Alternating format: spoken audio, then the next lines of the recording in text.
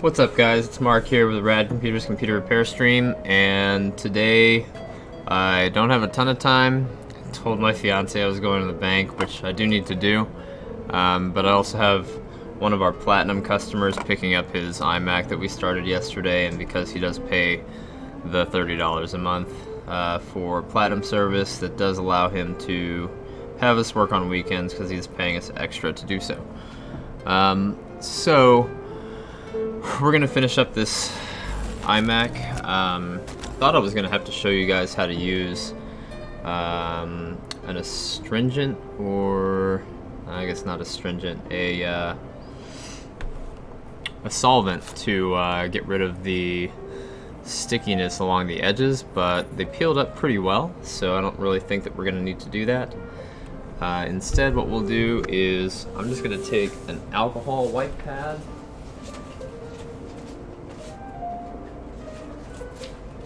These are sterile alcohol prep pads that you would use in a medical environment. I like these because they are lint-free, they're individually packed, and one does pretty good wonders. Now, if I needed to strip off adhesive, I would use what's called a PDI pad, but for this, I don't think we're gonna need it. So all I'm gonna do is I'm just gonna take this pad, wipe it down the edge. Sorry for hitting the microphone.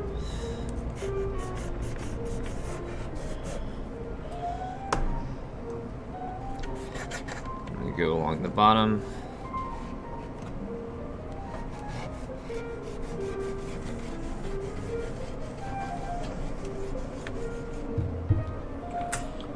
And then do the same thing on the other side.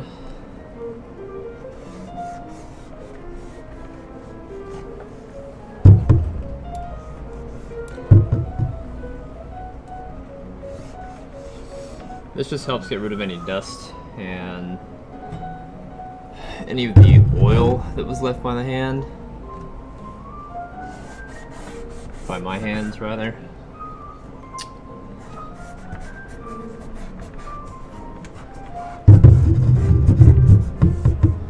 Okay. And that's it. So, the next thing we have to do is we have our screen kit here. This screen kit came with a cutting wheel, so I'll have an extra cutting tool. It's the same one that we were using yesterday to slice and dice the screen open. So yeah, they're good to have. If you get a good kit on Amazon that has the stickers and shit, then you'll usually get a cutting device, which is nice. So these are labeled. Let's see here. I know it's not the best angle in the world, but okay. So we have a 14, a 15, a 16, some 12s, an 11, a 13,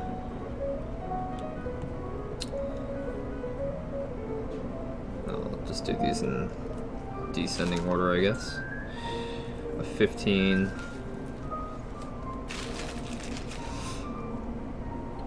and a 16. So if you look at these strips, I know that there's no instructions that I have here, but if you go back to the Amazon link where you purchased it, they will actually have a picture on how to lay these out.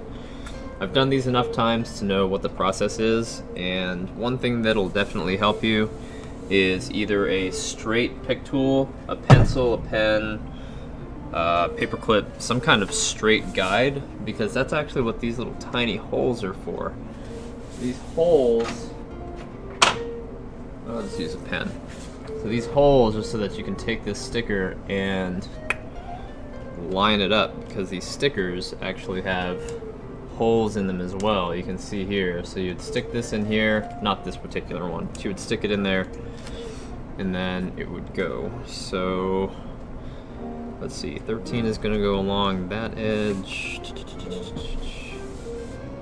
You can start with 13 if you want, because you can tell that this right here, the two little notches line up with the antennas. Antennas are a good indicator of where your things need to go. So this is 12 right here. You can see that 12 is going to align directly on top of this antenna. So let's start with 12. I like to start from the top and work my way down.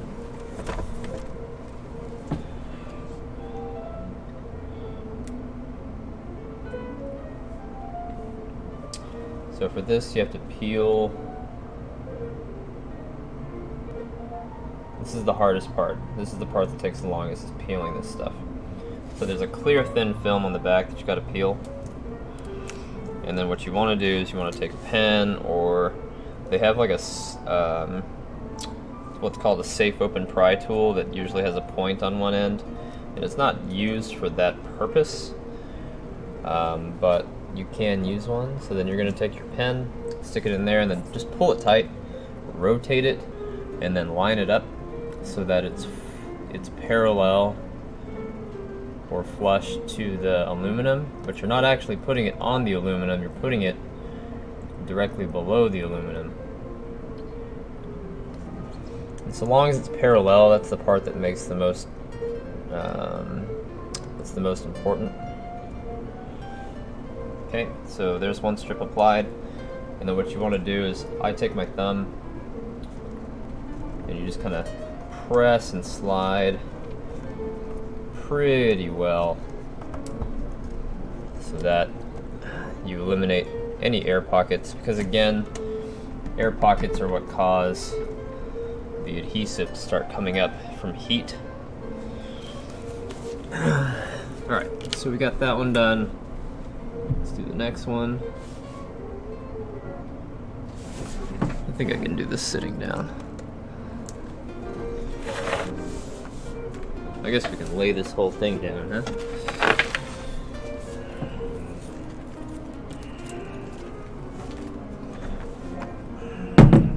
Hey. That caused me to bend over a little bit, but you guys get a better view. Hey, what's up, princess? Yeah, we'll have to do another one of these. A 20, what is it, 21 inch, 24 inch? Customer I had to go leave to do the service call for yesterday.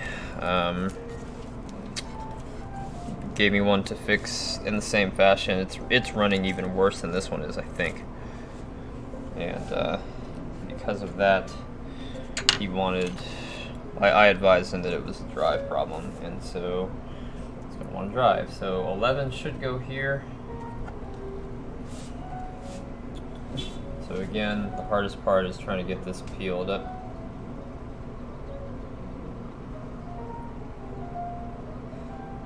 You'll usually wind up accidentally getting the white part up, which is the opposite side. Okay, got that peeled. Try not to stick your finger all over the adhesive. Your hand oils can loosen and weaken the adhesive also, and then try not to lose the pen, pencil, pick, whatever it is that you're using to guide these in. I'm going to use my 90-degree angle pick. It's just a little bit more accurate, and I lost my pen. Do as I say, not as I do.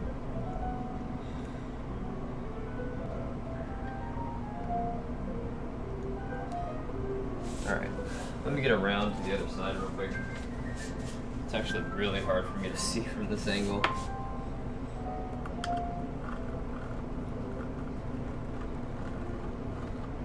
I'm not pressing at all yet. I'm just trying to guide the sticker to where it needs to go, because laying it down from that distance was a terrible idea.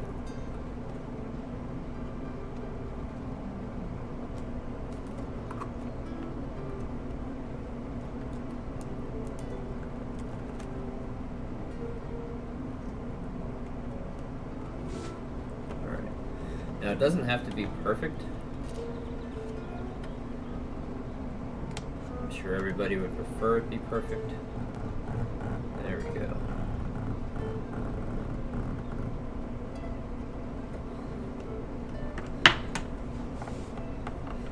Do a couple of them, and it'll start looking better and better each time you do it. Practice makes perfect. Nobody starts out a master of anything, except for crying, eating, and shitting themselves.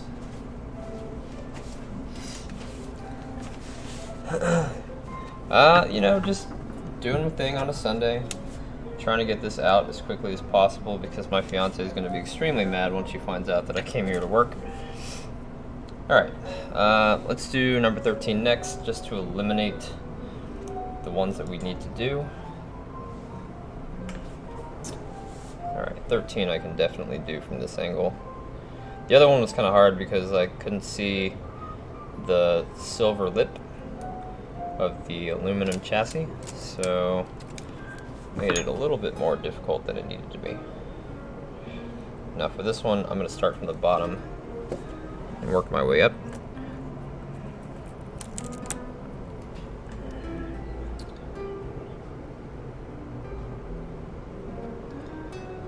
Remember, you want to have tension on it. Don't stretch it. It's just a little bit of tension.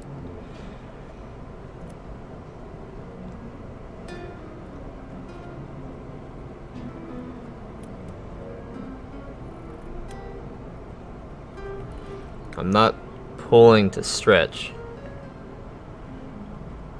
I'm just pulling to add enough tension so that it's straight, so that when I guide my thumb along the edge very gently, that it lines up, and then I'm going to go back. You can hear that I'm definitely adding tension the second time around. Now the reason I'm not pulling these up is because we still need to test the screen to make sure that it's going to work. So, yeah. Now, we've got one more side that needs to be done. It's the left side, and then we have to do the bottom. So, number 16 is going to go like this.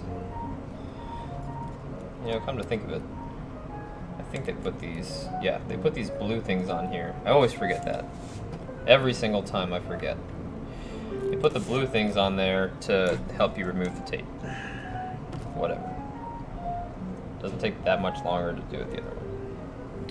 And again, since I'm at this angle, I'm going to start from the bottom, although I usually recommend starting from the top.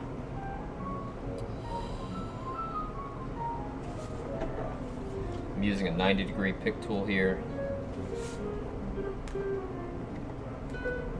And again, I'm barely pulling on it, just enough to keep it tight, to add tension. Not even super tight, just enough tension so that it doesn't slack down and touch where I don't want it to touch, because the more it touches stuff and you have to pull it up, the less adhesive strength you have.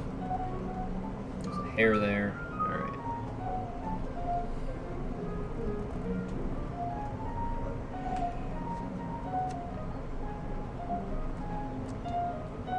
Well, it's perfect until I got over there. But yeah. There you go. Clean line. All the way up. You want it to look pretty uniform. I started getting a little, like a millimeter off on the other side, but it happens. Especially when you're working at the angle that I'm working at. Alright, the last two are kind of weird. I've never understood why they do it this way, but you're supposed to put them like this. So there's a lip right here, and there's nothing to attach the lip to, so you're supposed to go along the side like this, and then the other one goes up like this, but I don't know why. So there's a center point right here. I always start from that screw and then work my way backwards. So we're going to go ahead and pull this up. We'll focus on the left side for now. There's the center screw. So we're going to pull this up.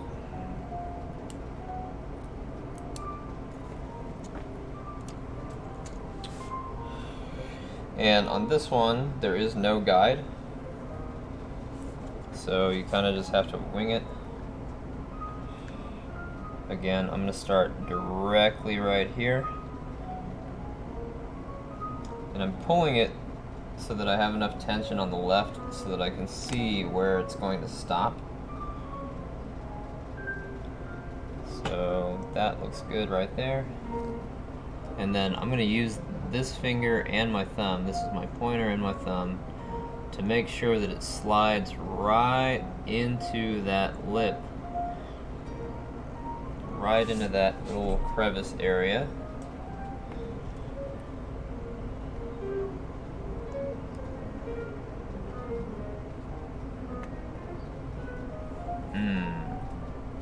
So nice. So, I mean, it might be that you're supposed to lay it on top of that. I don't know. I don't care. It does the job down here. It's not like that. What is this? Not even a quarter of a square inch is going to make a difference. It's like, what, 1/16 of a square inch? Yeah. It's not going to make that much of a difference.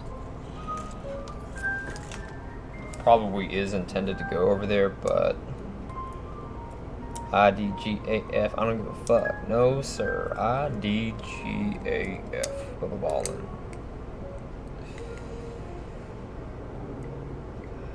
Damn it.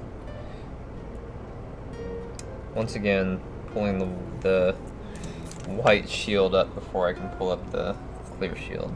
No problem. So, again, we're going to start. This is a little bit easier here because they're symmetrical, so I'm going to start at the exact same distance away to the micron. I'm going to use my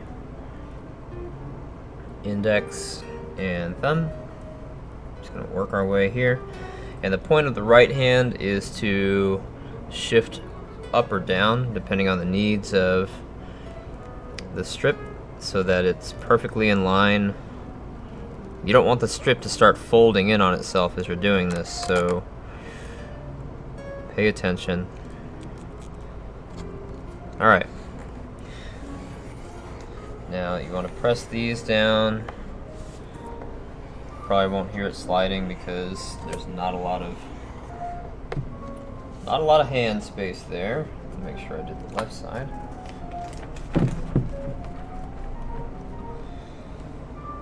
Alright, now you can use just regular double-sided tape, like the kind that you would use to secure a screen to a laptop. Like, they sell this on laptopscreens.com. It does not work very well for this purpose. This is 3M, so it's good quality, but it's not thick enough to really reach the screen, and it's not wide enough to really hold the screen. So we've actually had one start slipping. Customer caught it in time. I mean, not caught the screen falling out, but saw it, brought it back to us, then we had to order a kit. We tried this initially. This was like a year and a half ago. I had some laying around. I hoped it would work, but it didn't. So, yeah. All right, now we get to do the fun part again. It's putting the screen back in. We still have the foam piece in here that's holding it up. So, here's what we need to do. Again, be very gentle with your screen. The screen is super expensive. Every single action that you take should be slow and methodical. Oh shit, we got to take the backside off.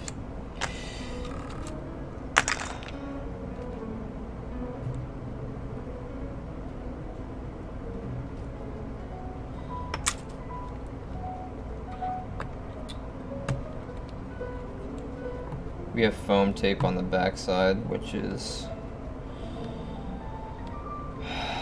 going to slow us down quite a bit. Unless this foam tape can come up in the exact same way that the tape came off the other side, which it should. Okay, yes it is. Give me just a second, guys. You guys can sit here and laugh at me while I have to do this again.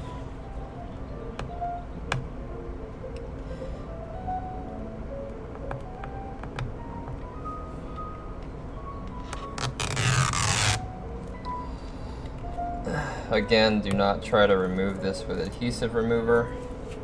You will only make your job 1,000 million billion times harder. I'm not kidding when I say that. It will become so tedious that you will literally hate yourself every single day. It takes hours to try to remove it with adhesive remover instead of just peeling it off.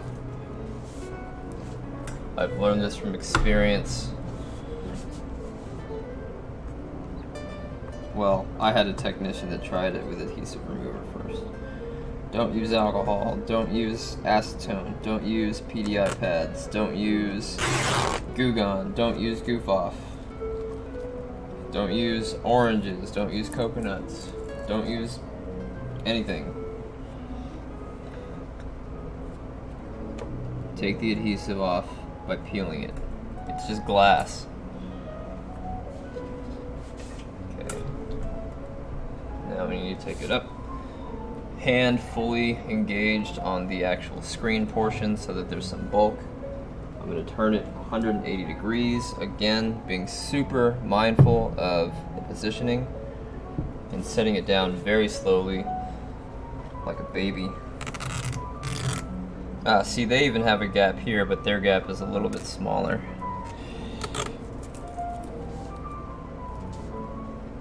You can see here, this is where the center would be, and that's how they had the gap. So my gap's just a little bit bigger. And then this part right here, yeah, they do the same thing I did. So whatever. Whatever's clever, man. Whatever's clever. Alright. So the screen has two cables that are attached.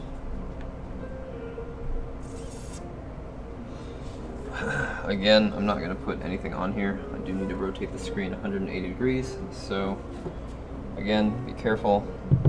Don't add too much tension to any one place. This is the hard part. This is actually the hardest part. It's reattaching the screen. I'm sure some of you guys that follow Linus Tech Tips watch them disassemble a 2018 Pro and then they dropped the screen while they were trying to put it back on. Yeah.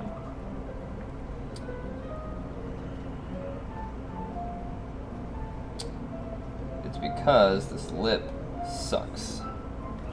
So what I do is, once I get it there, I put my thumb right underneath where the screen needs to be.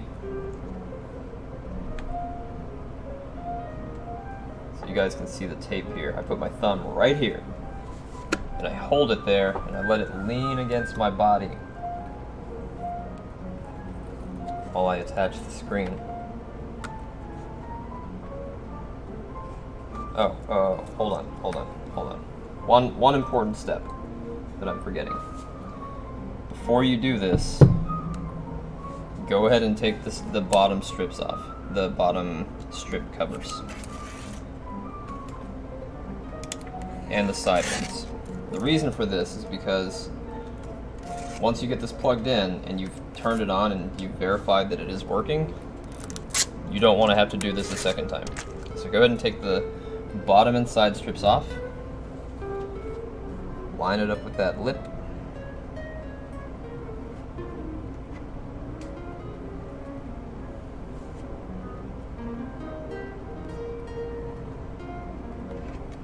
put your thumb there like I'm doing.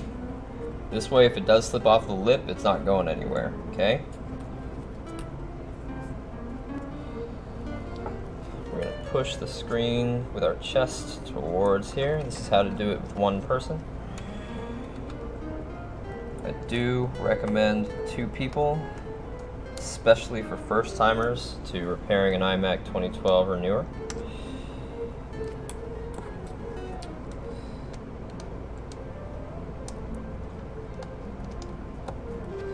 Alright, so we've got those 2 cables in. Now we just need to take a power cable. Oh yeah, I'm so glad I have this lazy Susan. Come on, baby. Reach for me.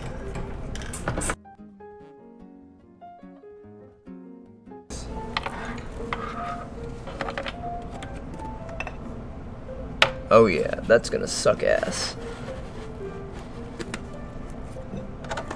So the foam piece is in my way.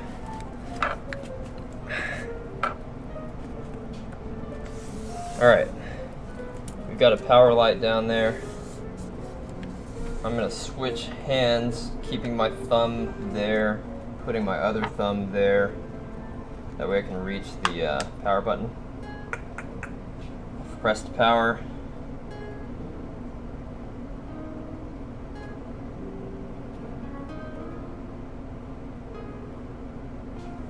Thought I pressed power.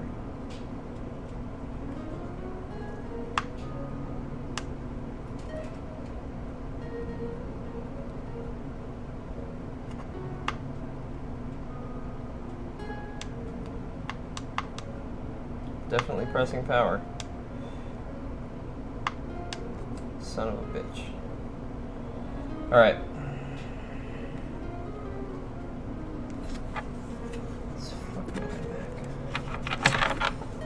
Alright. Let's see here.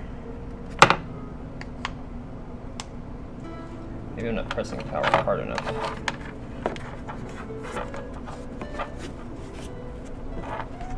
I see the LED light coming on. Keep my thumb there. Press distinctively hard. I got nothing, so we might have accidentally disconnected a cable earlier. Alright, let's unplug that. Unplug that. Remove this. Now you might feel that it's a little sticky. Not super sticky.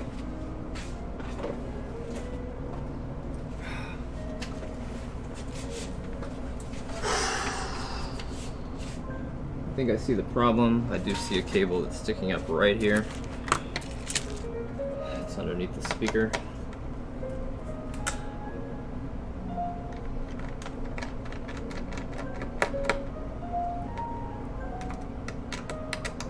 I'm getting text message after text message. It's probably my angry fiance.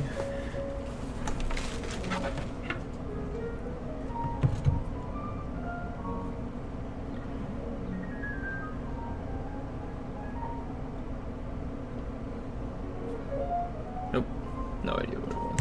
Okay. She shouldn't be angry if I can get this done in under an hour.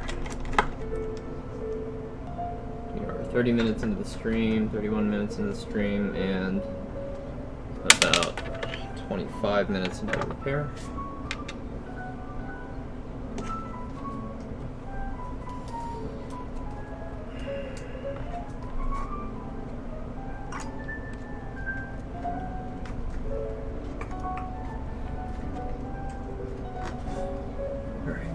We're going to take the power supply out again. Which is fantastic.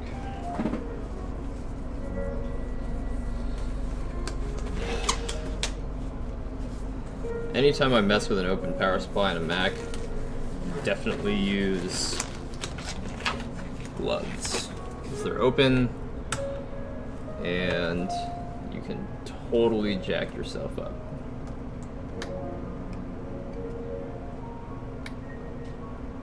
Maybe that was the problem.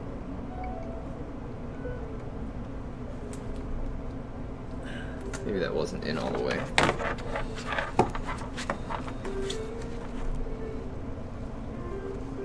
No, it had to have been because we were getting that light. Okay. I don't know why I'm pressing and holding the power button, but let's remove that for a second.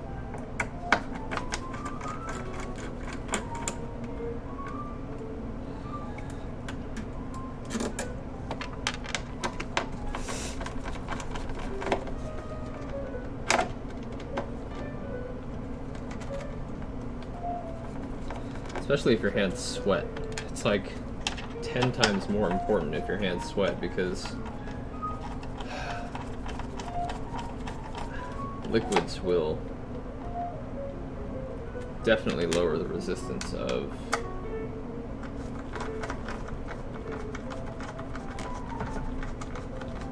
current.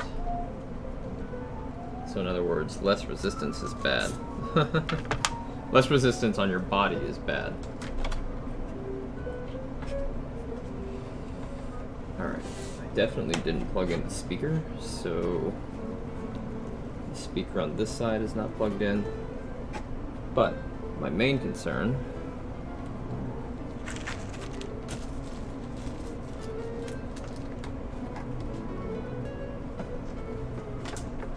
is the power button. It's down here.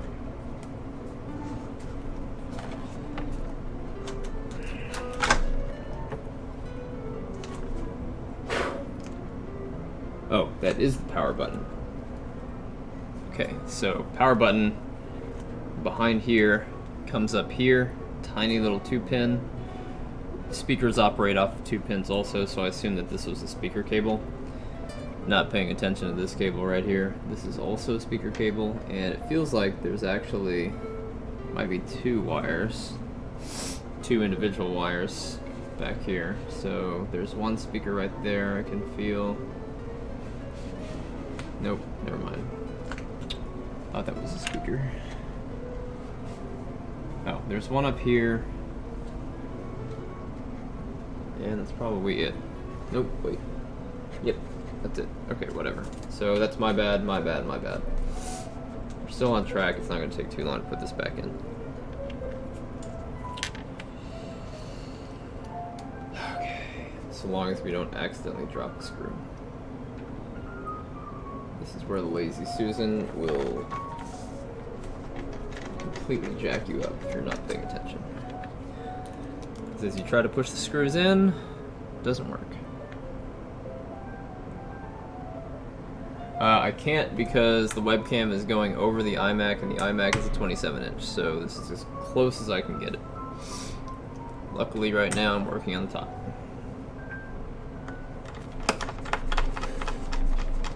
But hey, Termites, good to see you. Alright, so now we're going to do the power supply, putting it back. I'm going to move this power cable out of the way.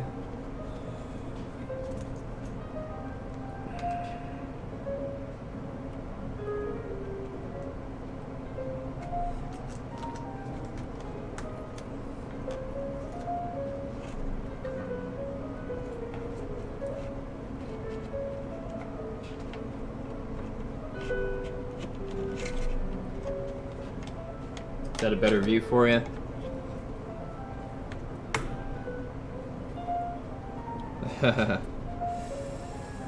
Yeah, well, so this is part 2 of what was happening yesterday.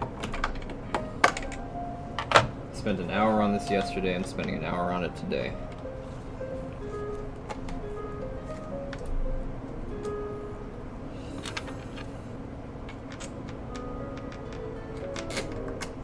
I want to get this top one in first.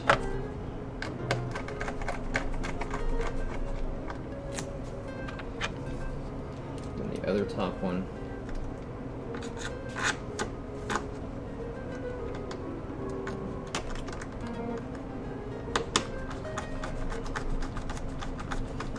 That makes the bottom ones, which are extremely short, much easier.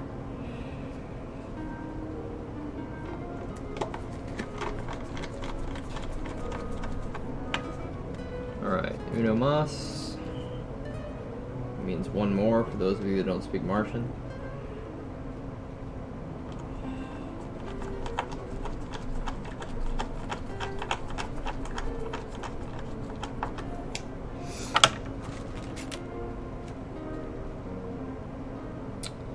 Reconnect this cable, that's what powers the motherboard. And then, the part that I forgot the last time, this tiny little cable right here. So I can just push it back, push it forward, there we go. Alright, now let's redo the screen again. Let's see if we can push this back a little bit for this.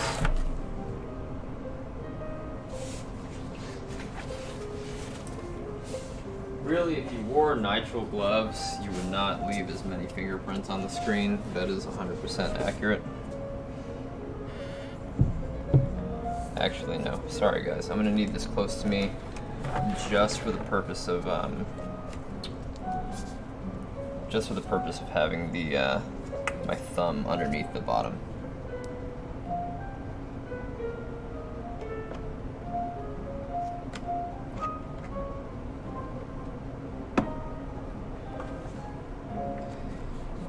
Alright, again, put your thumb directly underneath the center. You'll feel both the frame and the screen. You'll feel the screen leaning against your thumb a little bit. That's a good thing.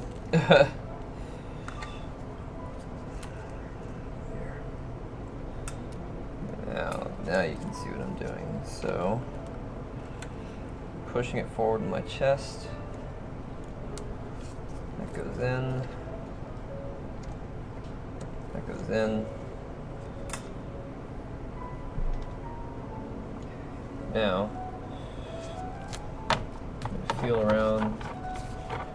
Alright, I can feel the power cable.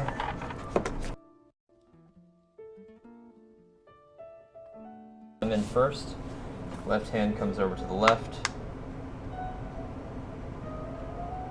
Power button gets pressed. I see 4 lights coming on, fan spins. Alright, I've got the screen.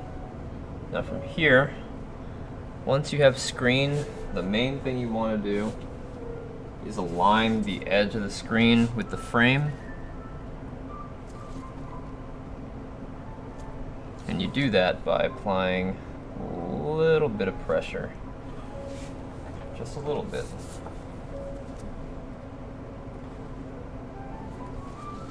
To one side.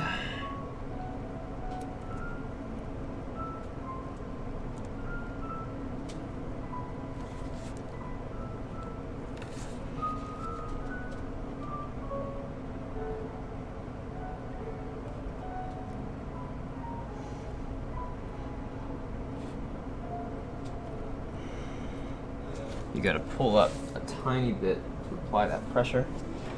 Alright, now, we already removed the sides and the bottom.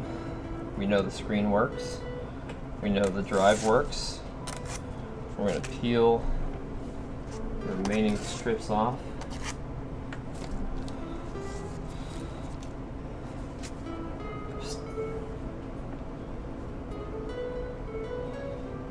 Then, that's it. Gently press. Do not apply a ton of pressure. You just want to gently press all the way around.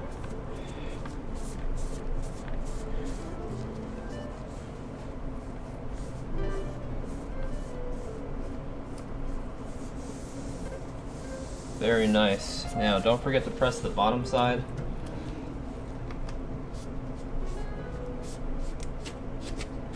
Again, do not press super hard. Just hard enough to seal it. If you press too hard, you will crack it. So Apple wants you to crack it. Bring it back. Alright, then you did what I did. You got your dirty paws all over it. It's good to clean it.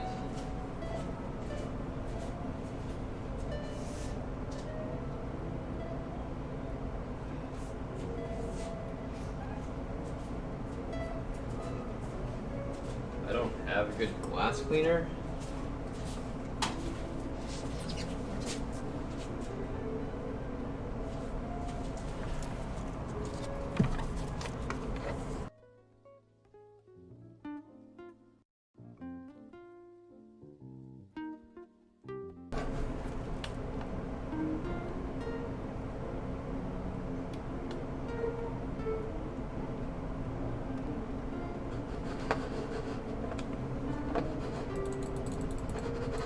I hate this KVM switch. I'm buying a new one like ASAP.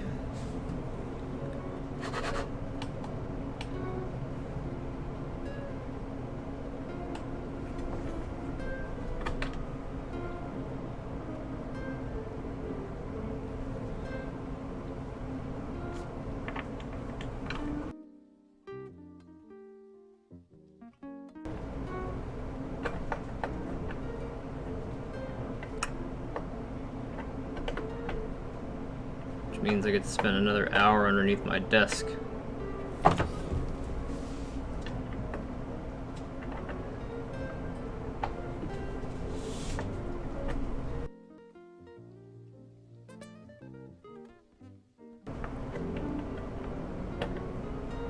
Come on.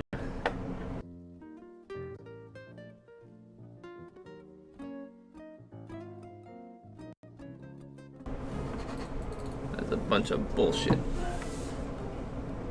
Alright.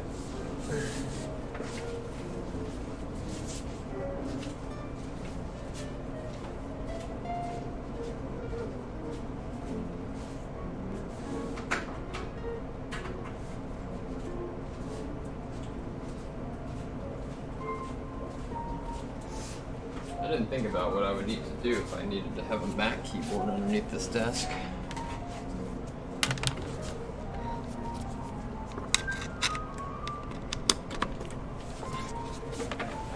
Alright, I'm going to turn this off. Actually, no. First, I kind of want to see if I can log into it. Can I log into it? Nope. Because this KVM's a piece of shit. I'm going to reboot the whole KVM. 1 second.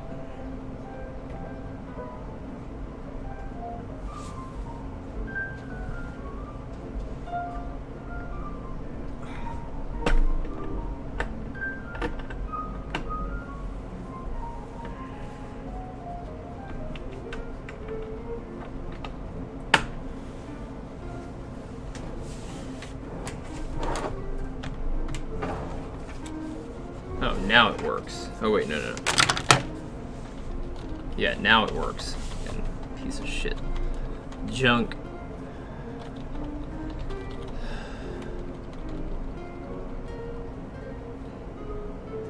What's the password? Okay.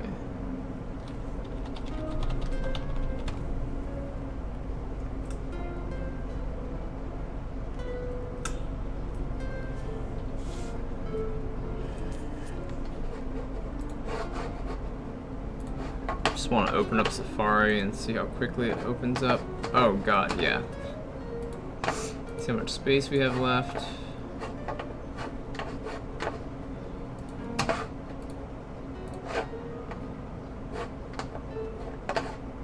Much faster. Let me call customer, see if he's on his way, so that I can get out of here.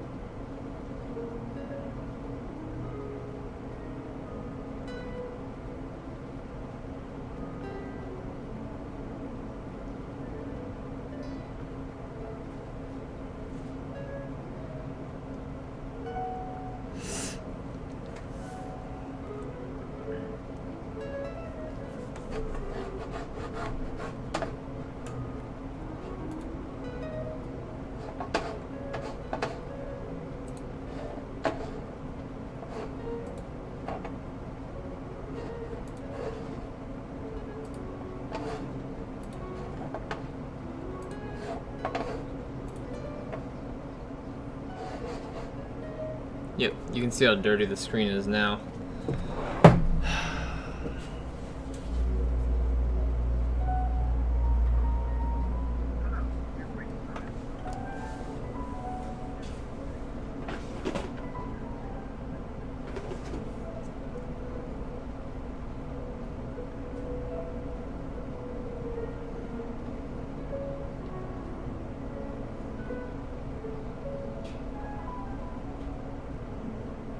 I think he's driving down here, so...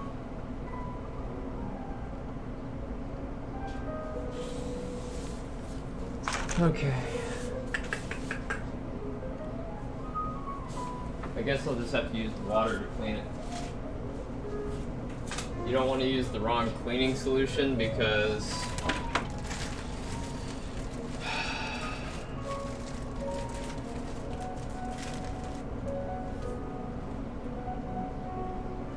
if you use the wrong cleaning solution, you can strip off the polarization. Now this is just glass. What I'm using here is a polishing pad for automotive. Works pretty well, but you have to dry it afterwards. Just use a tiny bit of water. You won't have to dry as much. But this polishing pad definitely helps to get rid of fingerprints and all that other undesirable stuff. Oh man, that sucks, termites. Oh my gosh. Maybe I'll watch that when I get in back to my house. Alright, so you can see all the water is left. Now I'm going to use the polishing side to remove that water. Wax on, wax off, guys. Teenage Mutant Ninja Turtles. I'd say that's pretty good for not having anything else on hand. There's one little bit up here that I want to pay extra attention to.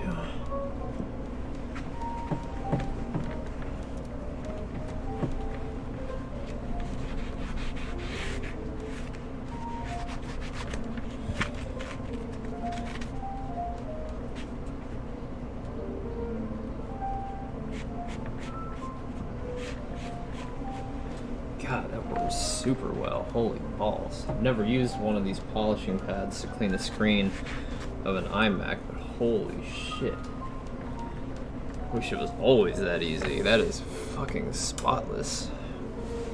I can see myself in the reflection.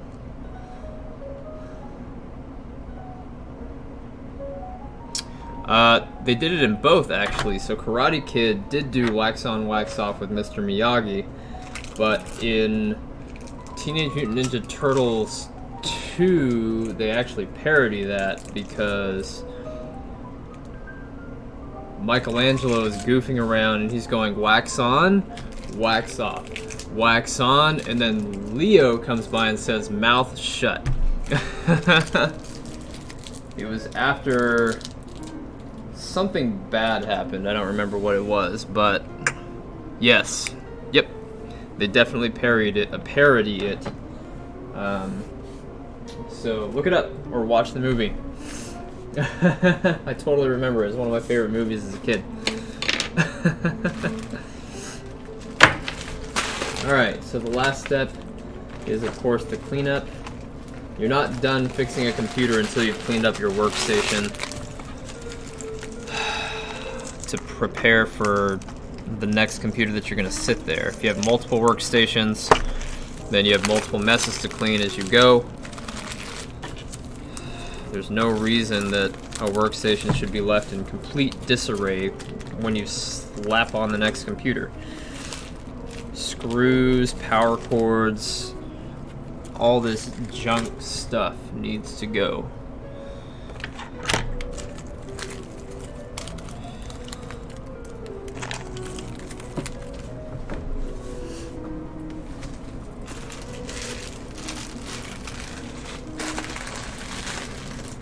Leave nothing behind so that you don't have to assume that something goes to something else.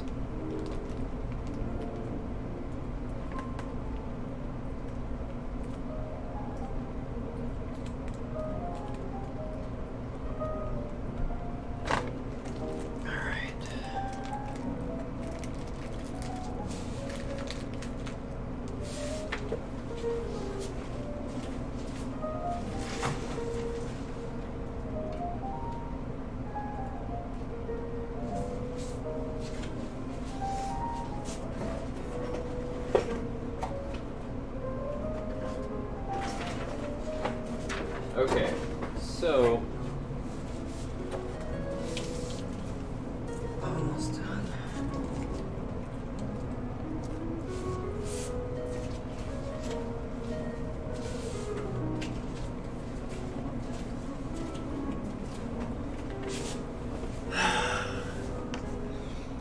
this phone on silent? Nope. Ah, that's right. He said he was in church. I forgot it's Sunday. Okay, this is his old drive. Always, always, always label the drives as they come out of the computer, or at least while you're cleaning the workstation. Do not label over the serial number, please. If you can, label around the side. Also, don't cover the breather hole. It's needed for, is it Bernoulli's principle? Let's check.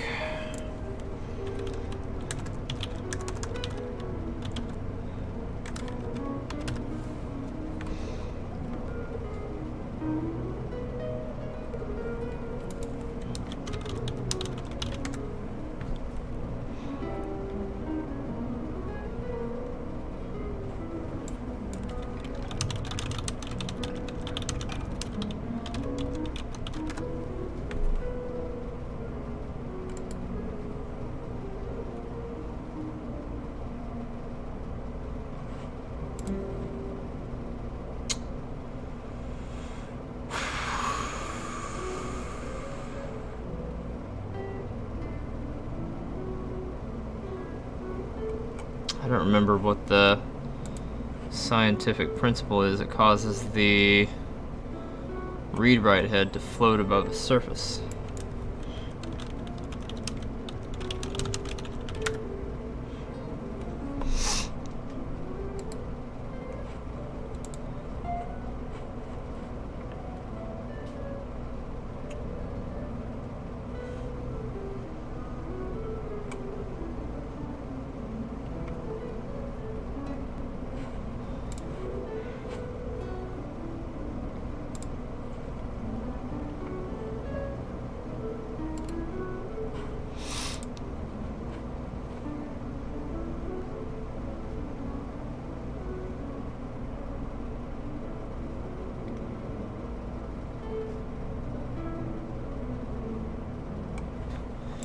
So I'm on Extreme Tech.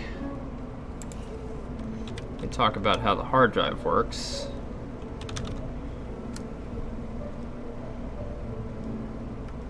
They talk about how the read-write heads are moved with a voice coil actuator, which is the same technology that's used for speakers.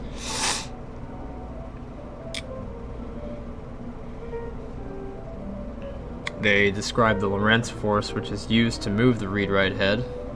They talk about Faraday's law of induction for encoding the data and grabbing it. Hey, what's up, Darkest? Like $7 or $12. Here.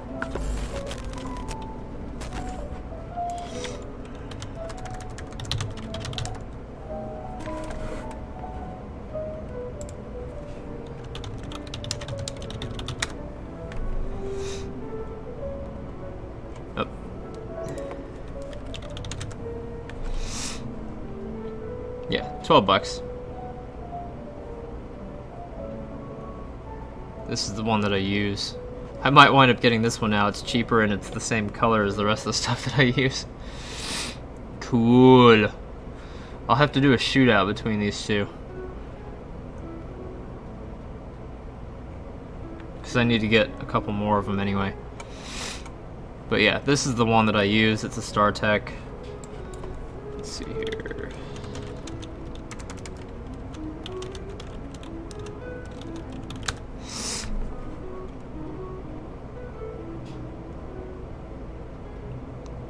Considering that the 120 gig drive is $20, these are not cheap, in my opinion. These are very expensive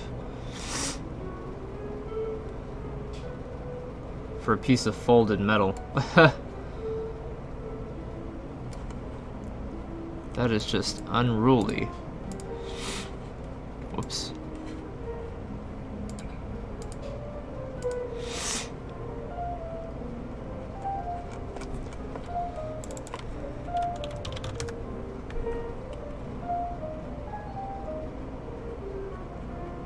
That's just nuts. God, those are expensive.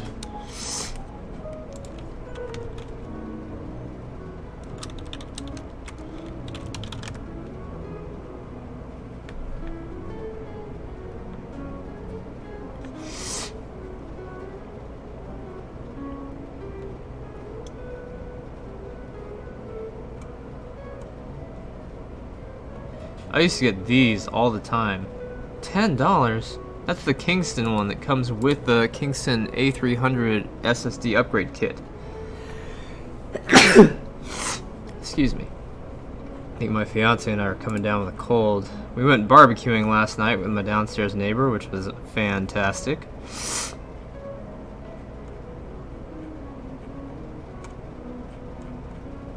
Yeah, these are just ridiculously expensive. What the hell?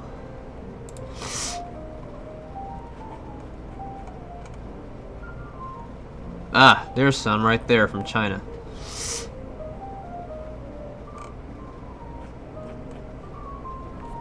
Might be able to get them on mono price.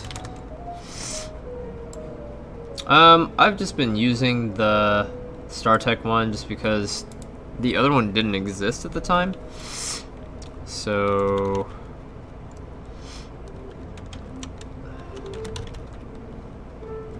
okay, if there's not one on here, then we'll check AliExpress. I don't typically use Chinese shopping websites, but I recently discovered that the frames that I wanted to buy were 1/10 the price on AliExpress for my skates, which is just nuts to think about.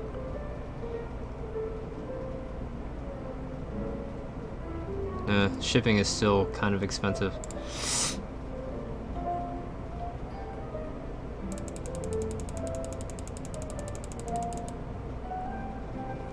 So for 20, spend $44.13 plus 1.88 times 20.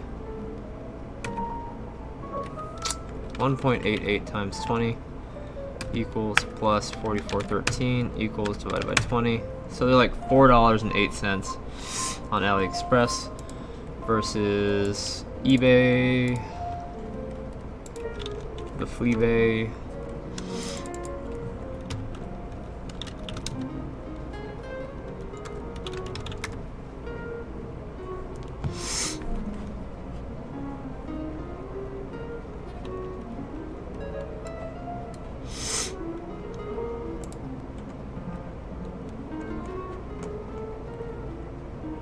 $2.20 of free shipping. These brackets are hideous. Like, it looks like that would cost more to manufacture than the other brackets, because you gotta drill. Oh man, my back. You gotta drill into them multiple times in order to manufacture that, to make all those holes and stuff. Like, that just doesn't make any sense. Here's one for $1.43, $1.36, $1.33 Canadian, which is $1.33 US.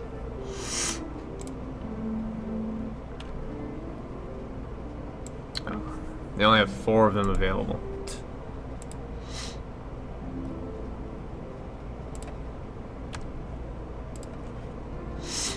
Oh, they get even cheaper if you buy 3.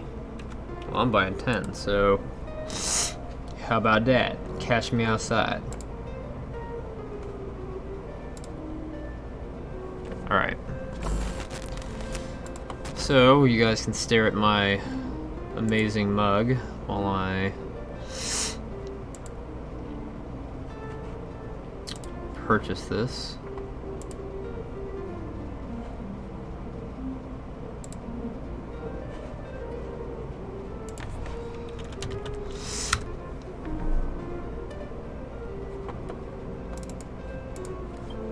I'm sticking to my method of paying off my Amex card as I go. Oh, I just heard a text message. Is that my fiance being angry? Why are you at work? Nope, it's PayPal telling me I made a purchase. Hey, DMet.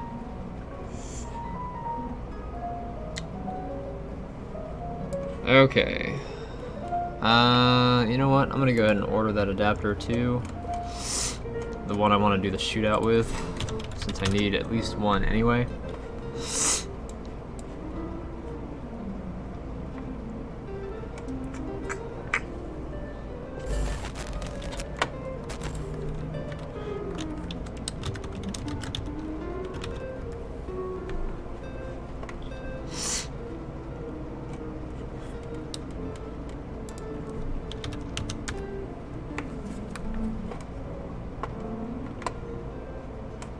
I used to use these Sabrents, but to be honest, they don't last as long as the StarTechs do. I liked them when I was using them, but they really, really, really don't last very long. It's annoying.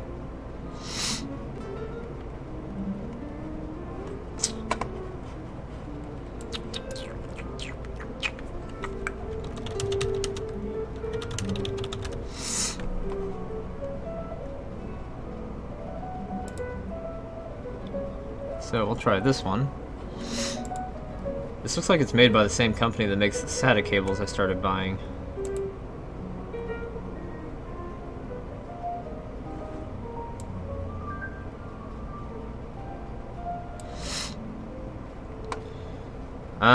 The StarTech ones seem to last longer for me than the Sabrent ones did.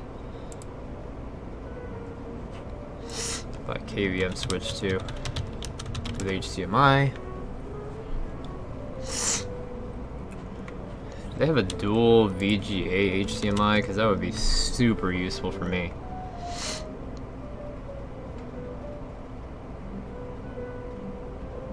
It would have to convert though. I love the IO gear ones. They've always worked really well for me, but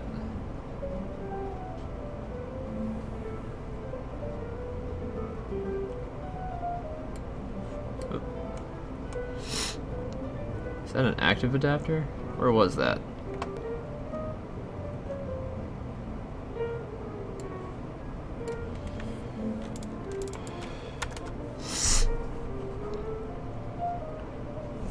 Let's try AliExpress. Let's see how much a KVM switch is on AliExpress.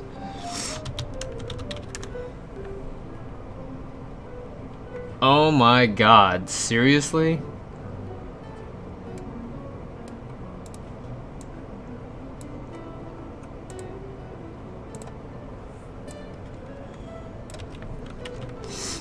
Termites is having his house worked on.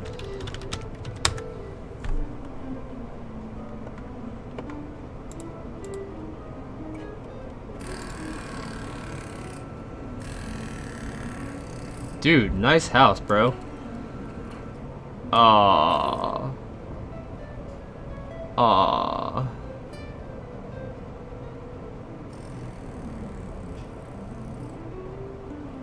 That sucks.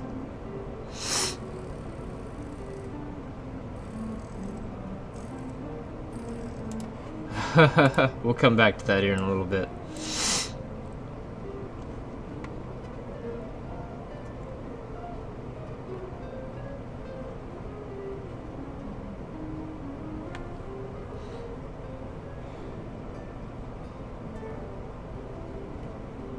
Four-port KVM, VGA, VGA. So VGA KVM switches are hella cheap. We don't need a VGA KVM. We need a 2, maybe a 3-port HDMI KVM.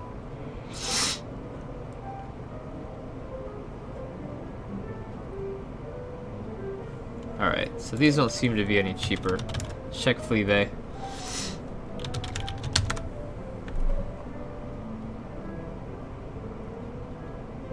Here's a pre-owned one for 30 bucks.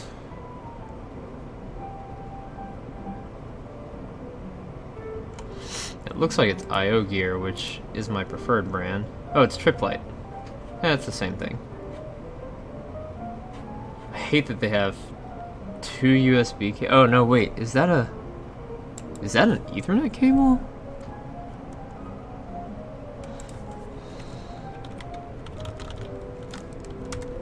That'd be awesome if it had a built-in switch. Dude, that'd be dope.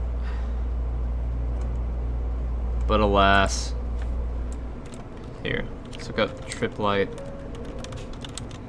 HDMI KVM.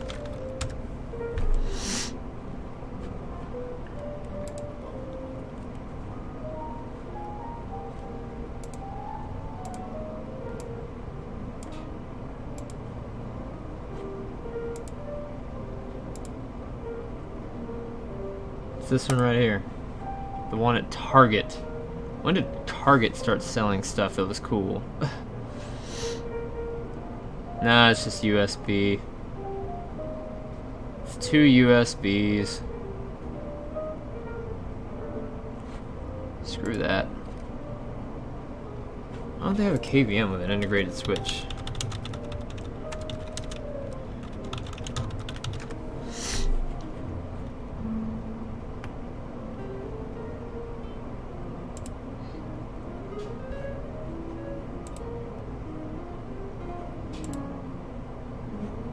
StarTech makes... Huh, they do make one, but it's for VGA. Not that I need one, I mean, a freaking 5-port gigabit is dirt cheap.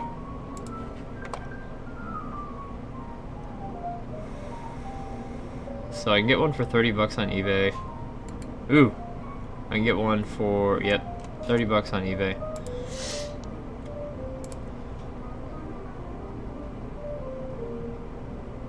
What part of HDMI don't these ads understand? 6-foot cable for $13.46. That's a ripoff.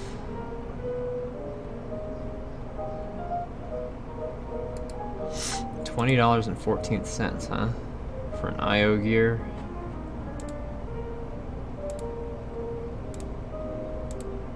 Ah!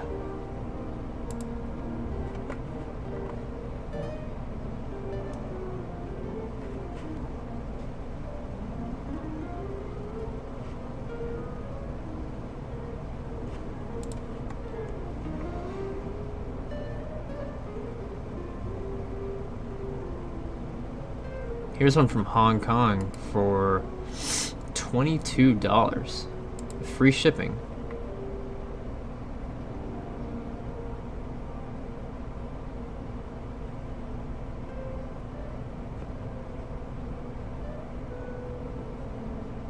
What's the backside look like?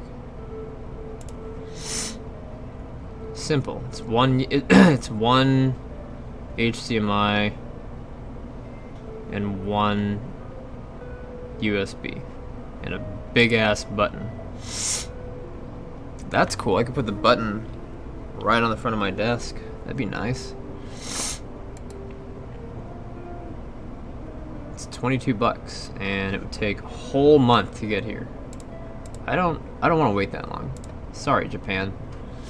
Or China. Did it say Japan or China? I think it said China. I think it said Hong Kong.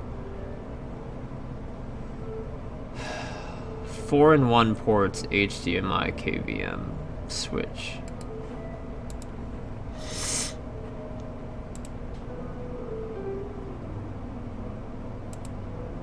This doesn't have the V. Oh, wait, it does. It does have the V.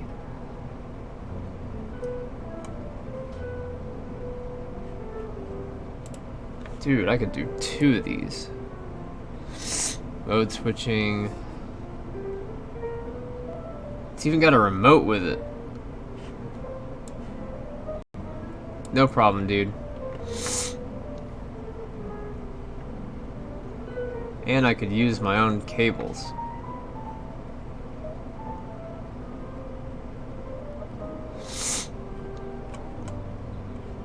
And it's $25.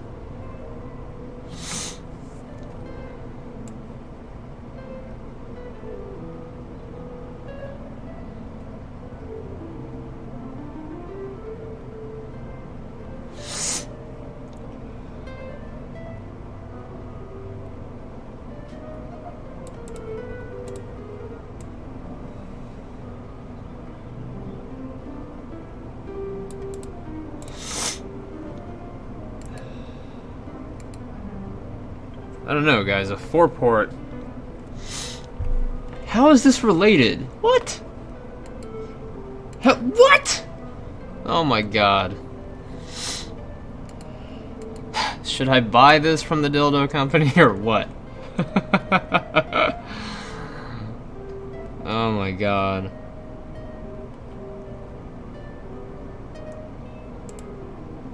Four in one out. USB switching synchronizer. HDMI, KVM.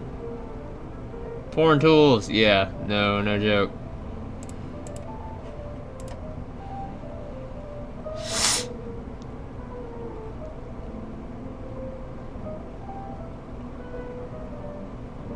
Dude, what? You can do side by side? Ah, that'd be so sick. Oh my god, dude, I could do 4 at the same time. Ah. Okay, that seems pretty cool.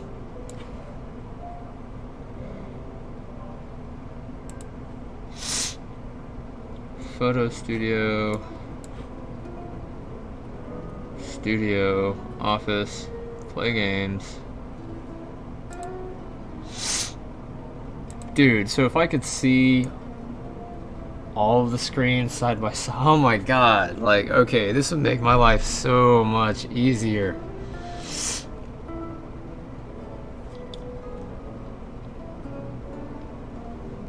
And that'd give some badass views for the stream. Like, I wouldn't even have to set up multiple streams. It would just do the thing.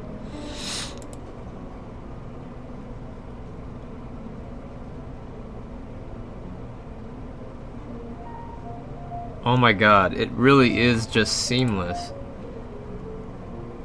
You can even control your phone. Dude. Well, not control your phone, but you can have your phone screen display. USB 1, USB 2. I'm sorry, but if this works for $25, this is so sick, I'm gonna have to go to the hospital.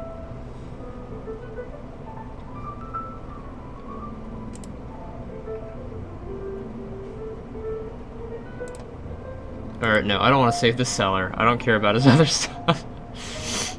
I want to add this to my watch list, and then I want to buy it. I'll go ahead and get the square trade. It's still under 30 bucks.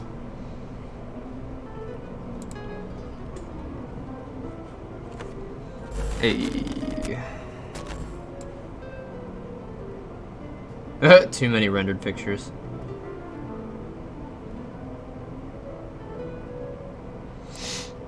I'm hoping that it is.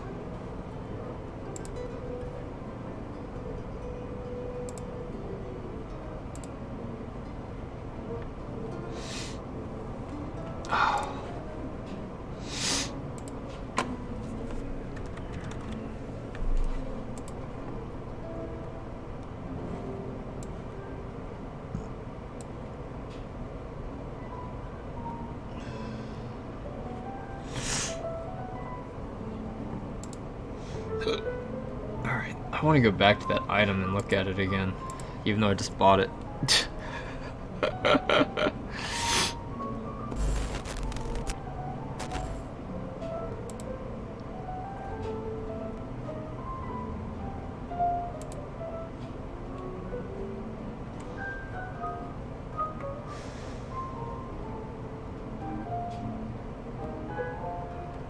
It can control 4 computers seamlessly through the screen and switch the screen at the same time. Control 4 computers together to work and play games. If this works, I'm gonna be so happy. Like, you have no idea.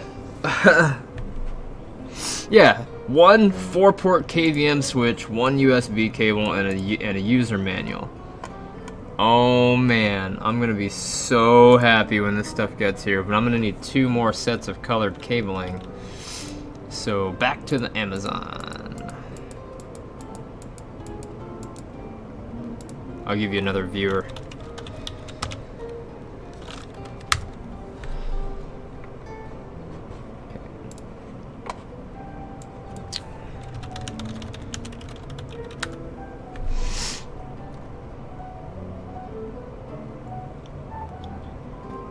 I don't need 15 feet, my god.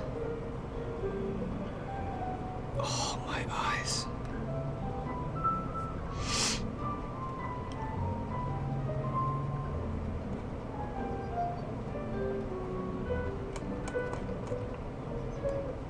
See, I like these, but they need to be about 8 feet.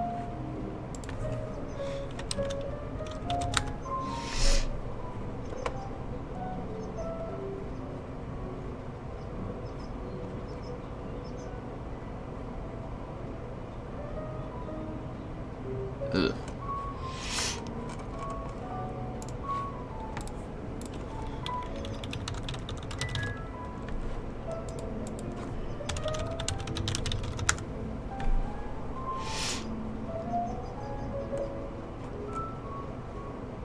I really don't think AliExpress understands what I'm telling it.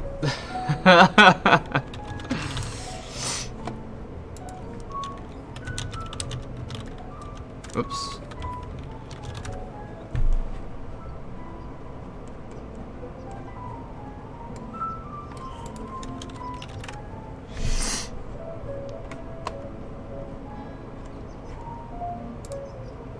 Maybe a 10-foot.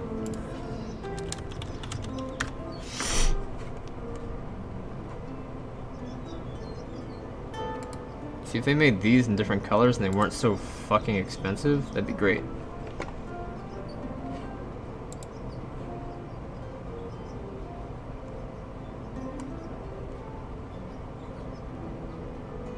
I guess I can just get a 10-pack and then label them myself. Or I can use different colored USB cables, that might work.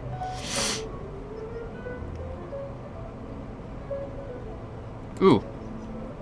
Ding ding ding ding ding. I think we have a winner. Winner, winner! Chicken dinner! There we go, guys. Perfect.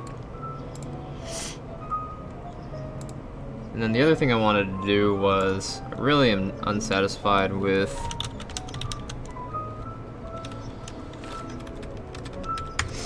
the HC60S.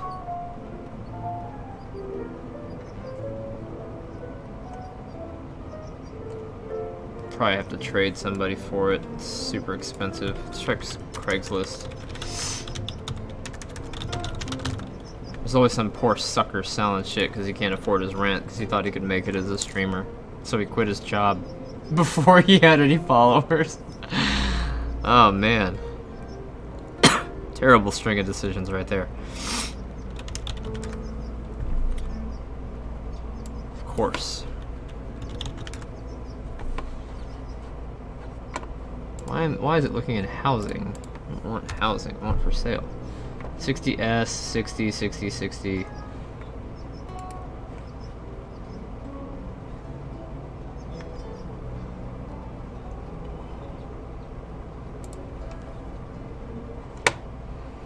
$60. 60S. 60, 60, 60. 60, 60S. The 4K Pro. Lol. Yeah, bet you regret that decision, don't you? Where is that? That's like the Paradise Valley area. North Scottsdale area, mid Scottsdale. He could afford it, whoever that was. The Tales of Failed Tubers. Yeah.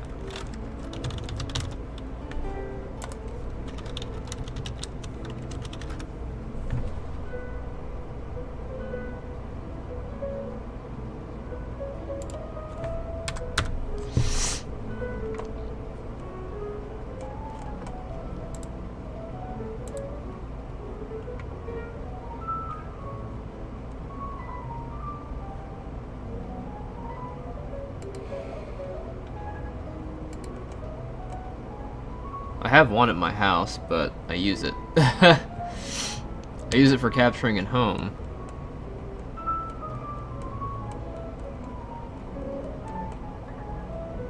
Ooh, 11 fit. Oh, fuck you. Alright, so we'll get those two on our watch list, and then we'll look at the ones that are actually cheapest.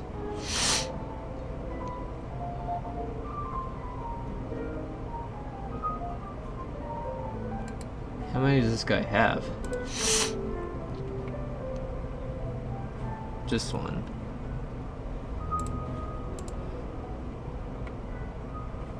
That ends in 3 days. That ends in 6. So what we'll do is we're gonna auction snipe this.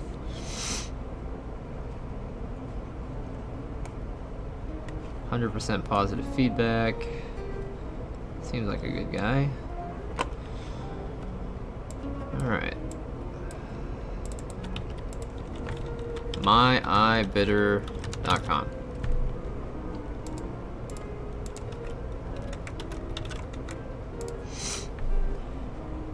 I've been using this service for like ever.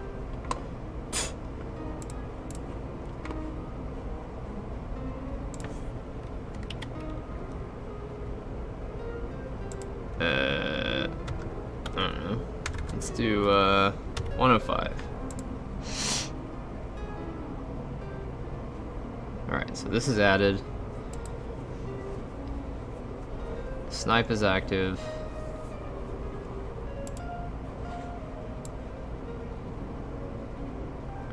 Yeah, exactly.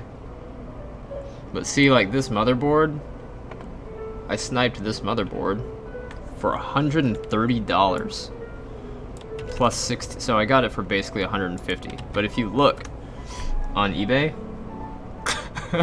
$150. This board is super expensive, and I got it using my iBidder. So if you want to save money, use my iBidder for all your eBay transactions.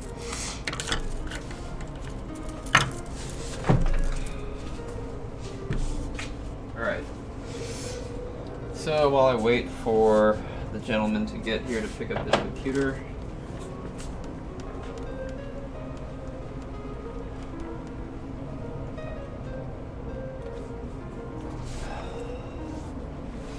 I'm going to move it out of the way.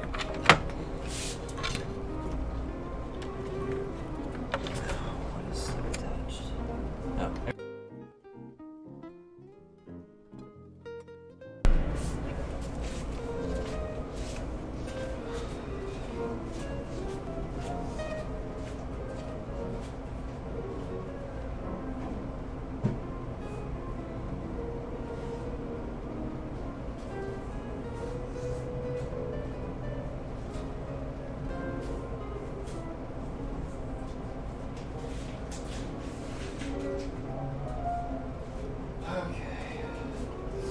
Let me dry it off real quick.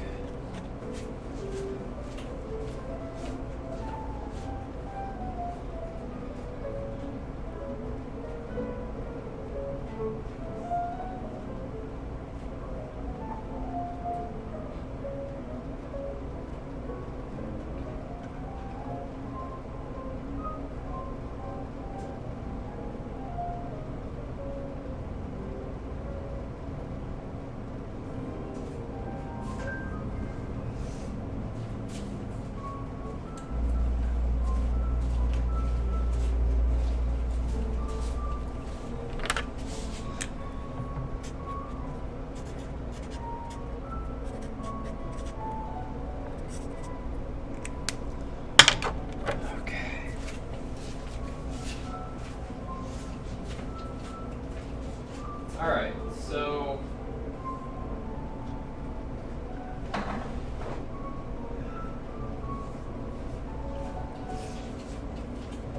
you guys have heard me talk about having to do one of these. This is also an iMac.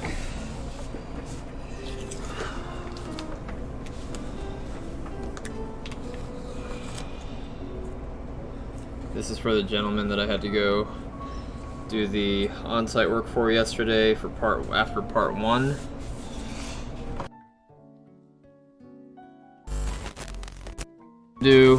Actually here is we're gonna buy the kit that we need so you guys know what to shop for in the event that you have to do one of these.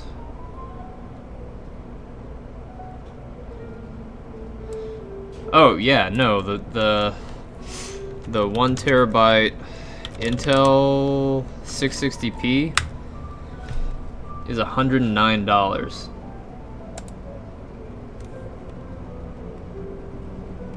Interface PCI Express NVMe 3.0 X4, and it's fast, but some people think that it burns out pretty quick.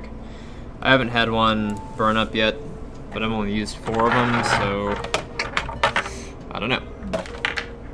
Alright, so you guys should be viewing my screen, right? Oops. Okay, yep. So the first thing we need to do is we need to get the model of this. Which of course is found on the bottom.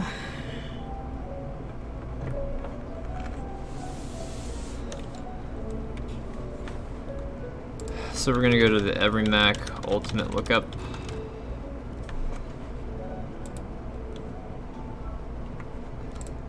Son of a bitch, get off.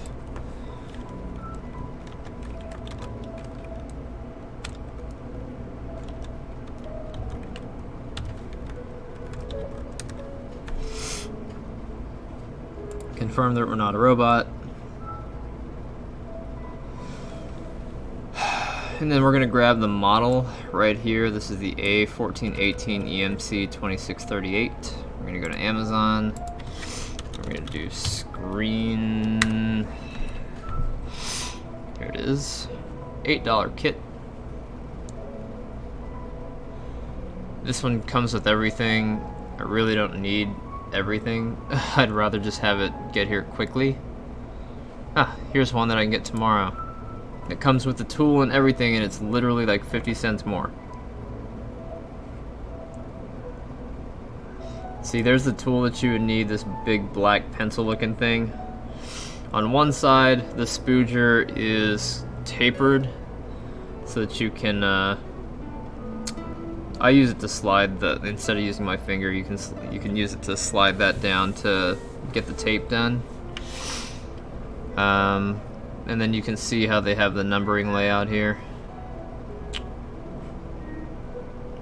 You really don't need to use it for that. You can just peel it up.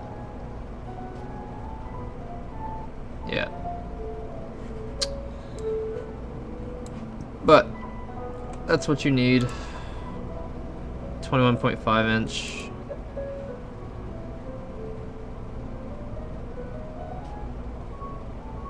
And then I need a drive for this, so let me check real quick.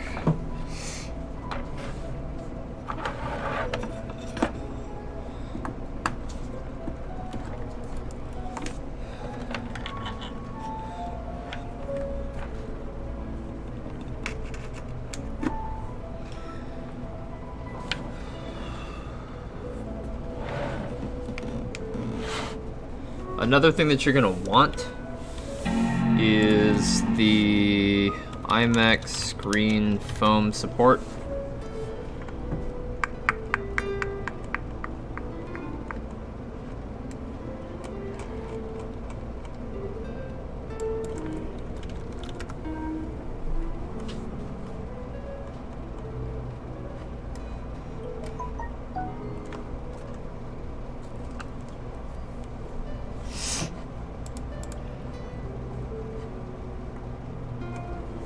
I don't remember where I got mine. I think I got it from eBay because Amazon was super expensive.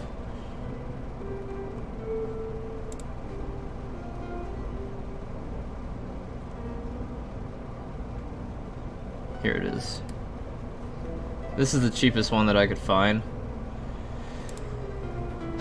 This is from Audison. It's $11.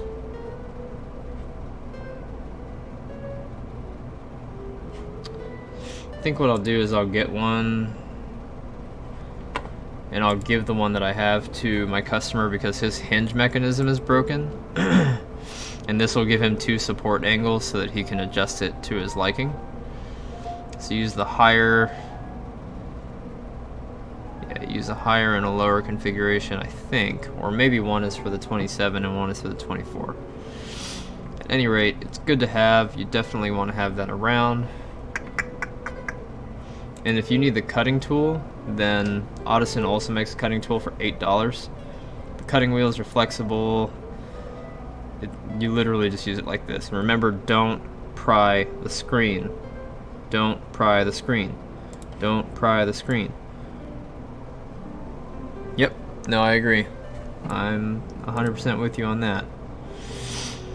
So these are the suction cups that you would need to remove the 2011 iMac screens and below, but to be 100% honest with you, if you just take your fingers up on the screen towards top edge and slowly put pressure down and pull away, the screen comes right off. There's no need for suction cups. The suction cups are just, they'll leave a film on it that's really hard to clean up. That's super annoying.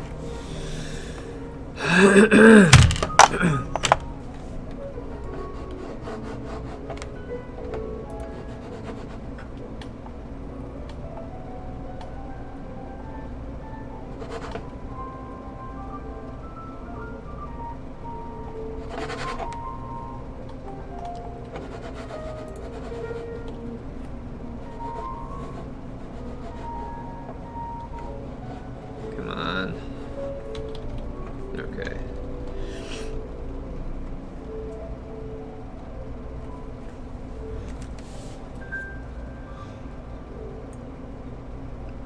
Don't pry the screen. Don't pry the screen. iMac suck a lot. Wait. No, I get it.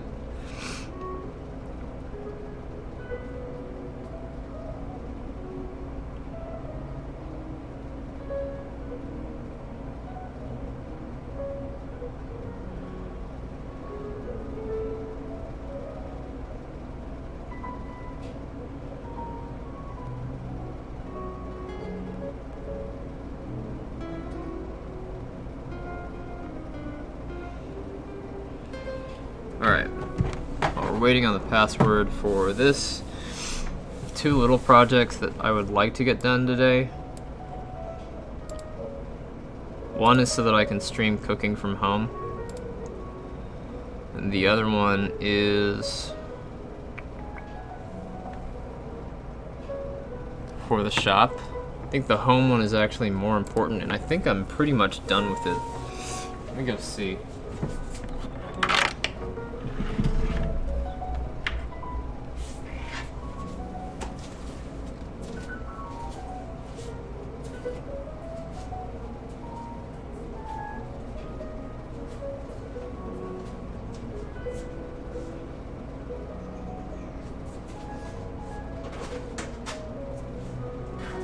Alright, so I thought I was going to use that tiny little box for streaming, but it just doesn't have enough horsepower, and I have this little i5 right here that it looks like it's just a keyboard, but it's a full-fledged computer. It's a laptop case. This is one of the models that Samsung decided to make hinges that were not fixable, like you can't loosen them at all. So what we'll do here is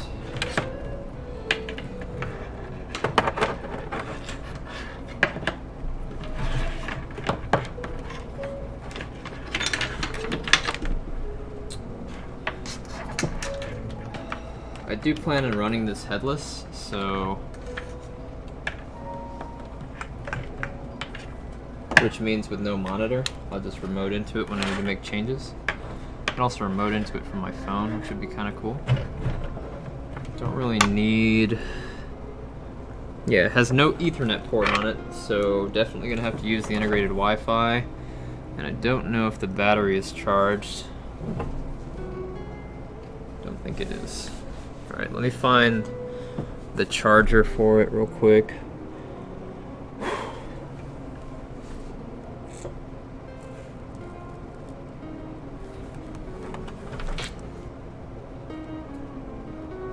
Alright, Samsung microcharger, and it's 19 volts, 2.1 amps.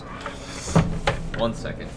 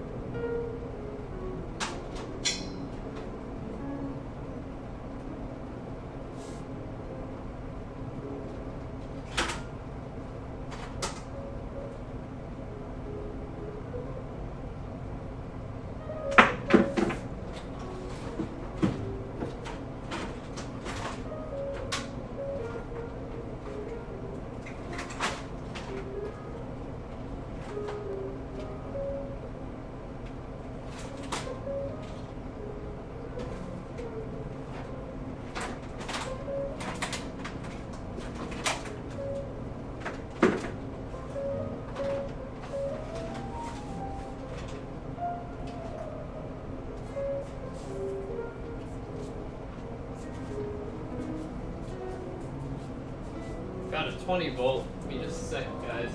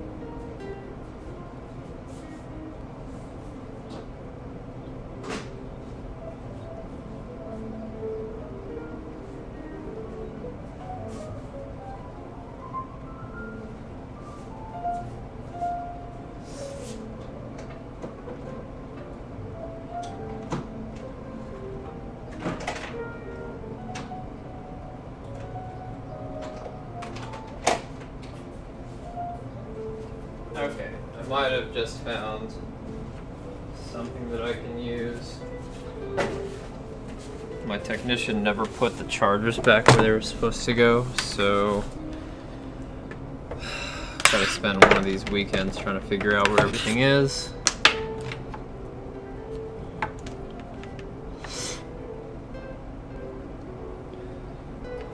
Like your company websites, you're still getting phone calls for shit that you don't want.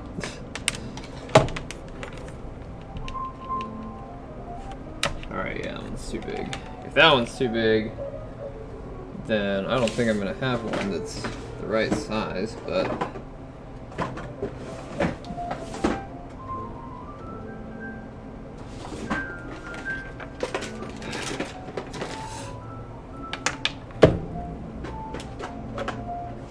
found my old charger. Let me go grab all the universal tips that I have. I know where all those are. It's the only thing that's in the right place.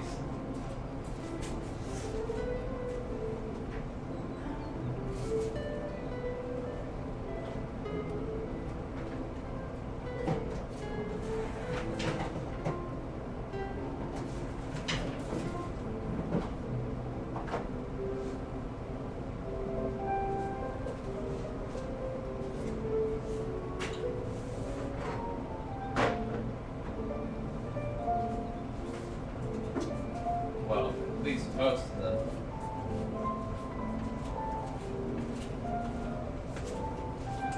Problem is that they lost all the universal chargers and or gave them to customers. I'm like, these are $40 fucking chargers. Are you serious?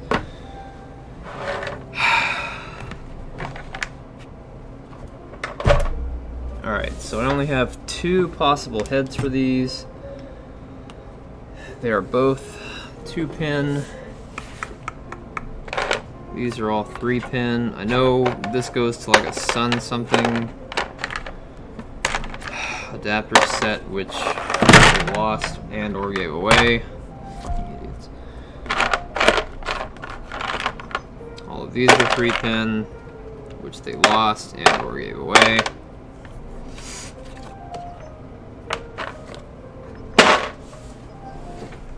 Alright, I guess I'm adding one more thing to the list of shit that we need.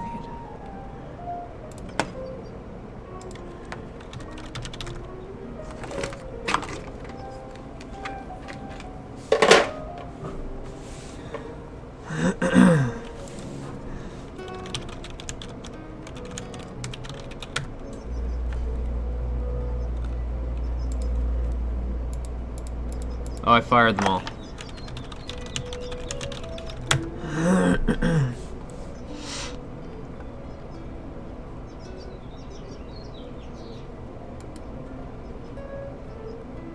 Pretty sure this is the one I've been buying. Yep. I really just need the charging brick.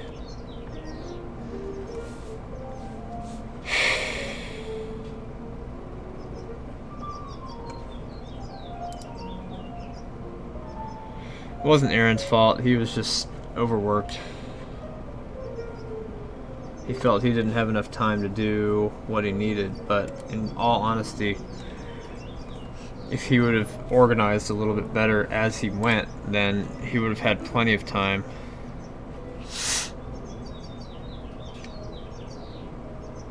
The Belkin one is cheaper?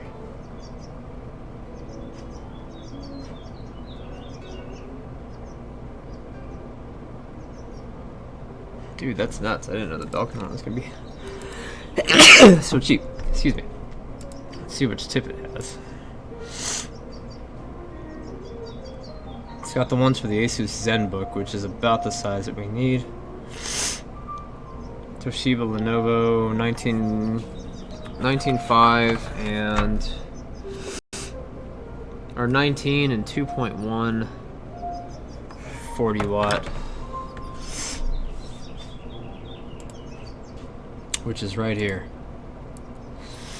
19. Or no, this one right here. Yep, Samsung Ativ Book 19 and 2.1. So I do need one of these, and then I want to buy one specifically for this if I'm going to be using it anywhere, so that I don't have to relegate my adapter to this. CWK is fine, but I prefer it tomorrow.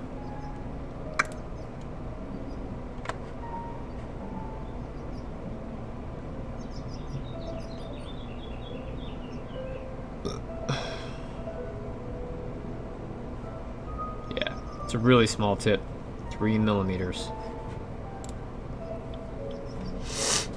Okay, so before I order those, since we can't get this one off the ground today, which is upsetting because that was the only charger that I had for that. I know I had it at one point. I lost it.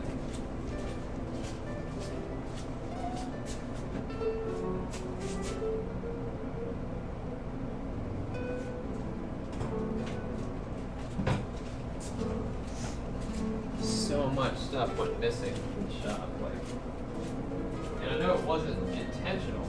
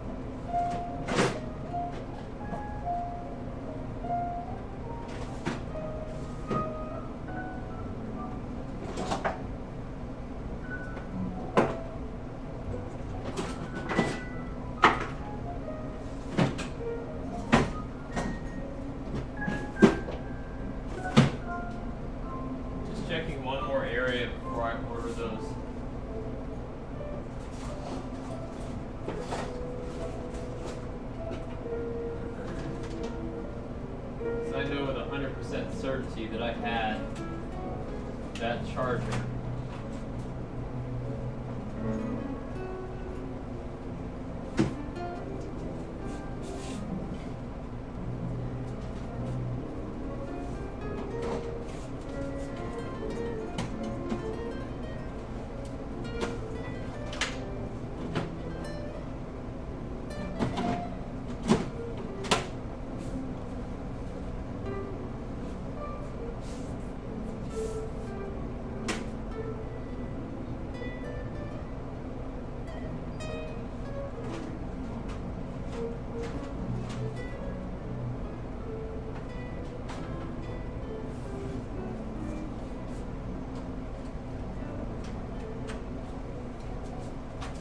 Okay, well,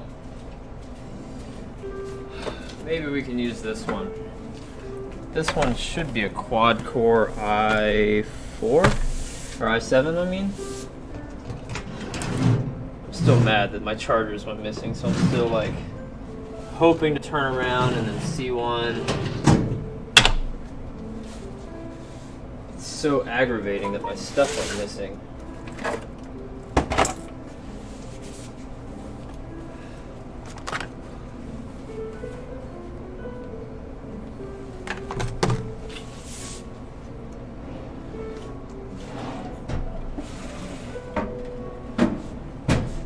And stuff was breaking, like, dude, how do you break so much stuff? I've never broken a tool unless it's just with like a cheap screwdriver tip.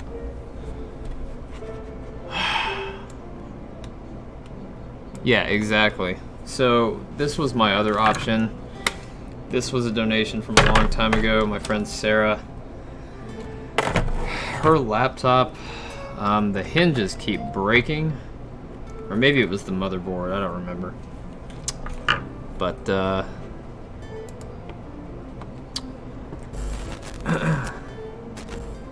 don't remember what was wrong with this. It needs that big ol' fat Toshiba tip though. Give me just a sec. I definitely have one of those.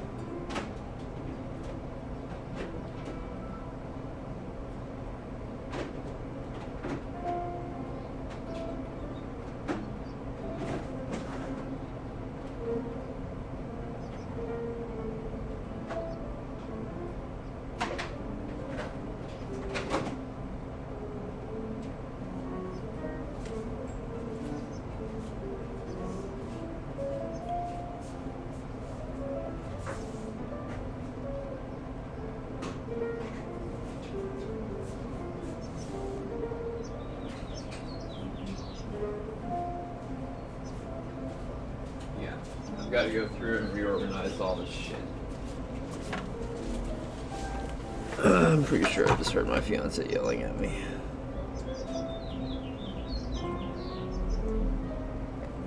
Nope, not yet. Soon the wrath of Brittany will show up. So Toshiba's known to use two different types of charging tips, both of which have abnormally large center pins. Hey, that one works. What's the wattage on this? 19 volts, 6.3 amps. Yeah, 6.32 at 19 volts, which makes this a 120 watt charger that's necessary. I don't think this one's gonna work. So this is a 20 times 2, this is a 40 watt. This one is a 90 watt, which is a little bit better. This will at least keep it on, but it won't charge the battery. Hopefully the tip is the right size. Oh yeah.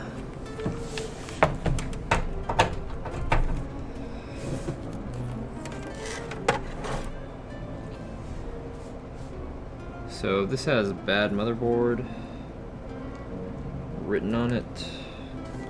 Pretty sure it is.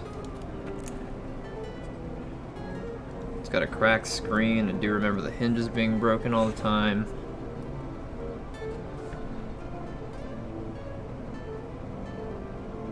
Oh yeah, fuck. We won't be able to use this one either.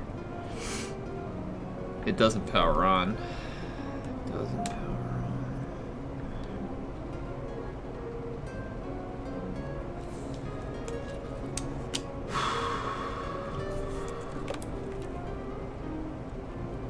Yeah, it's power cycling. That's what the problem was on this one. It's a bad board and the board is soldered on.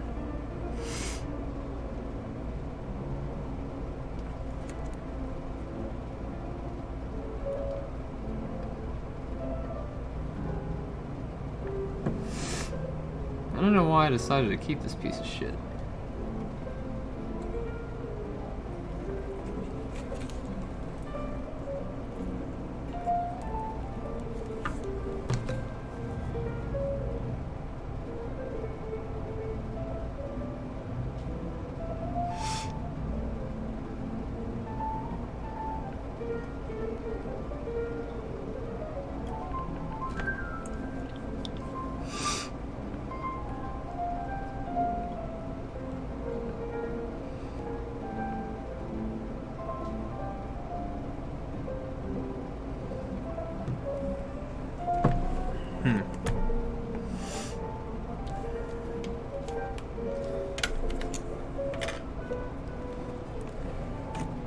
Not powering on is definitely can be caused by bad RAM, as we found out the other day, right? Oh yeah, and spell her name that way and she'll really be scorned. Alright, so we're not getting any power. We're not getting any post. Getting power cycling with that stick.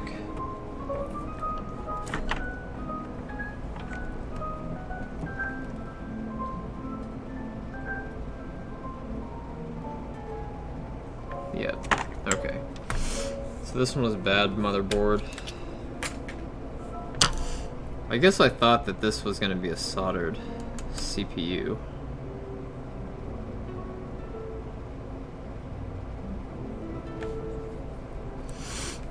Alright, well, I'm throwing this one in the trash.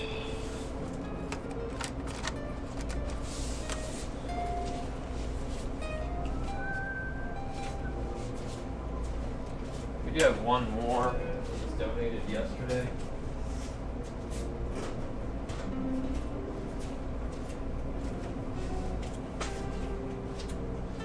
I actually do have an all-in-one at the other shop that might work.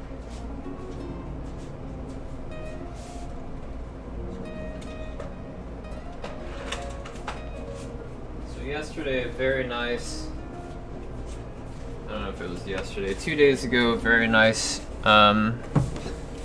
kid that goes to ASU donated this Lenovo ThinkPad T430, T420. The hinge is super loose. The battery is not charged. The adapter is the round type. Yeah, alright. Grab one of those.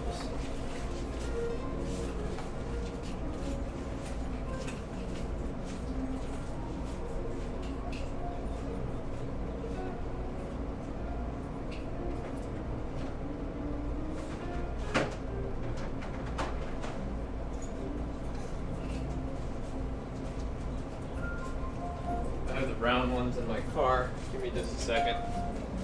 I had to take them to a service call to test something.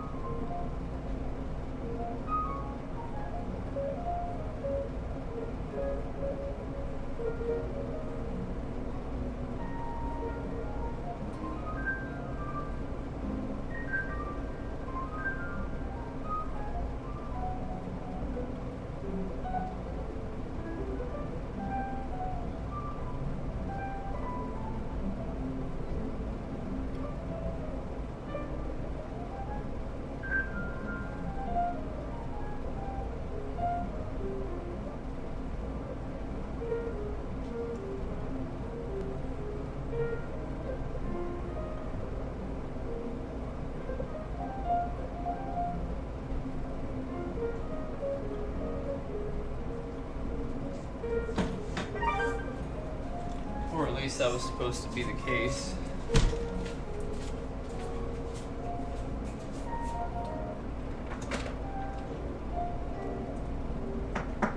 Oh, looks like he had one. Yep. He had a replacement adapter, 90 watt. Oh, I can't wait to get this shit back in.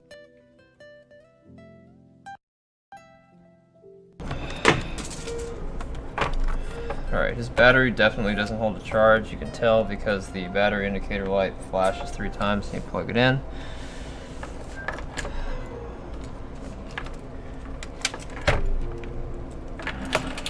Alright, let's see what we're working with.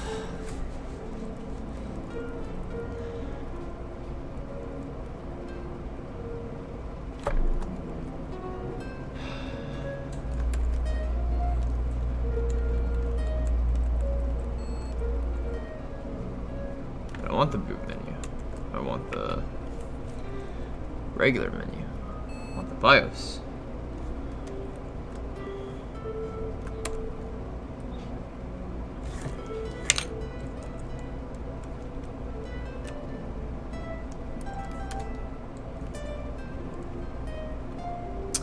Alright, 2nd gen i5. This computer should be good enough to do at least a single 1080p camera stream to, I mean, it might work to Twitch directly. Should be cool. Oh shit, it's got NVIDIA Optimus in it.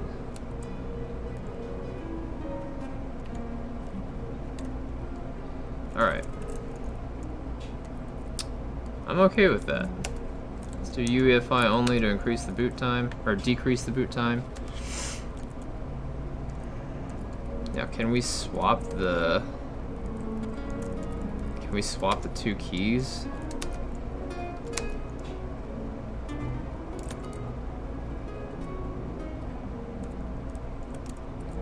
I really hate the function key being on the outside of the keyboard.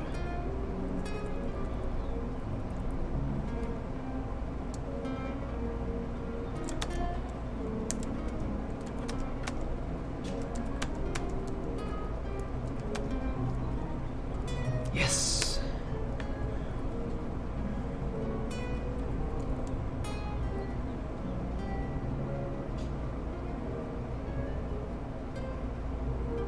Right on.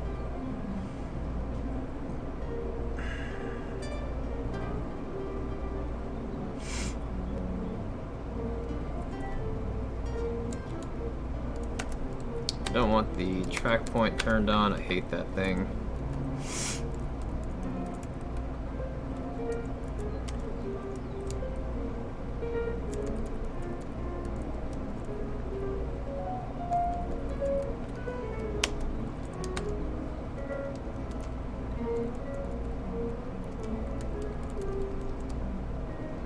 This is a super janky BIOS.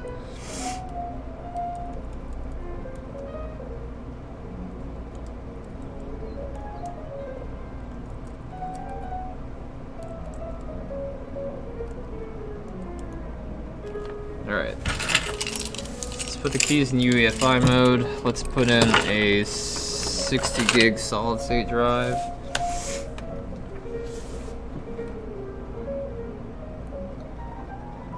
Again, this is only going to be used to stream stuff from my house.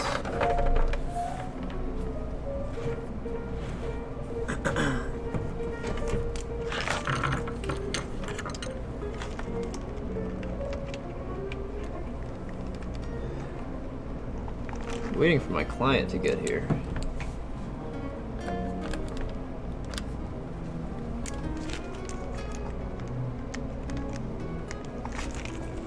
Yeah.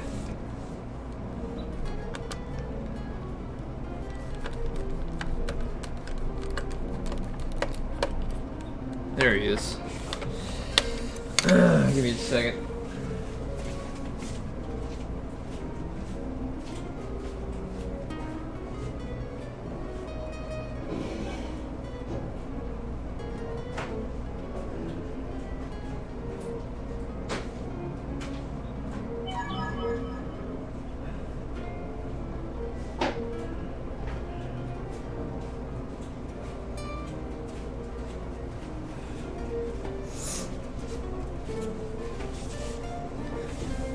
Okay.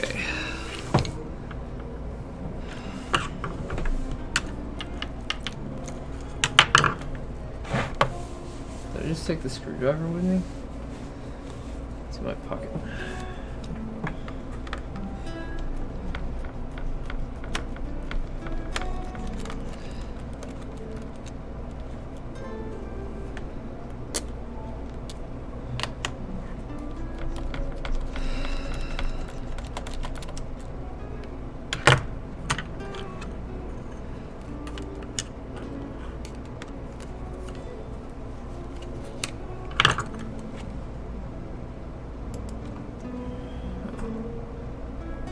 Why didn't you guys say something?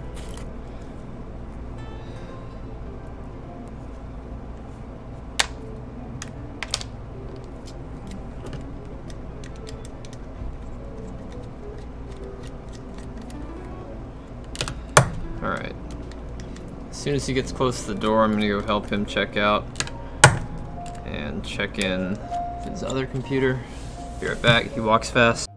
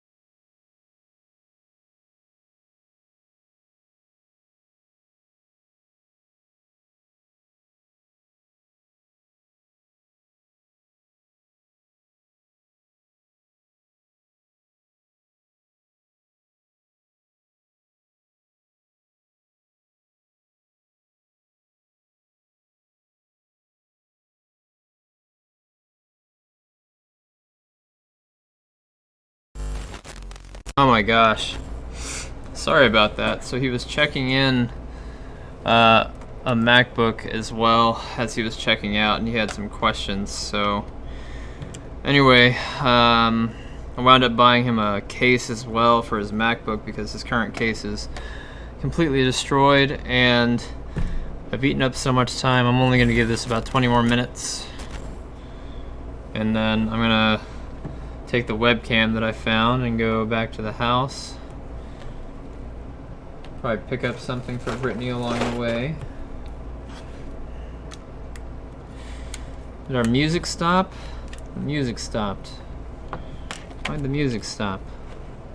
Where's our music? Why'd the music stop? Hey.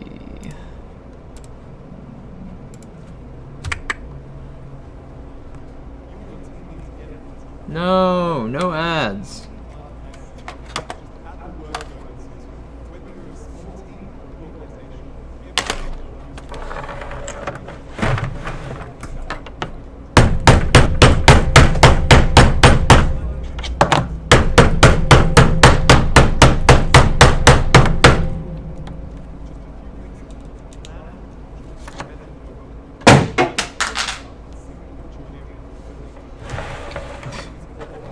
I'm not mad at it.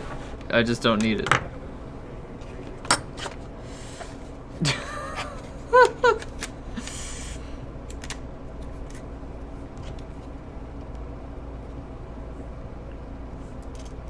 I did that with like the most stone cold blank expression I think I've ever done anything.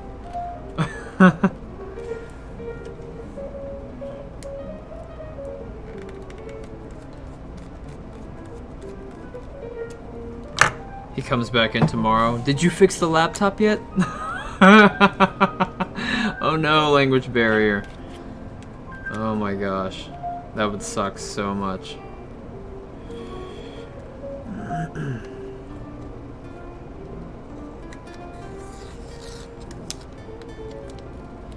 Alright, this is a little 60 gig SSD that we've kind of floated around the shop for a while.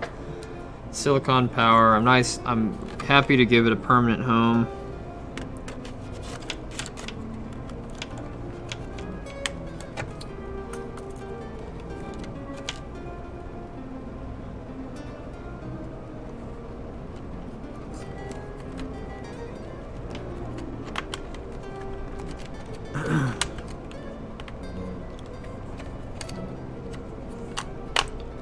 Been abused for far too long.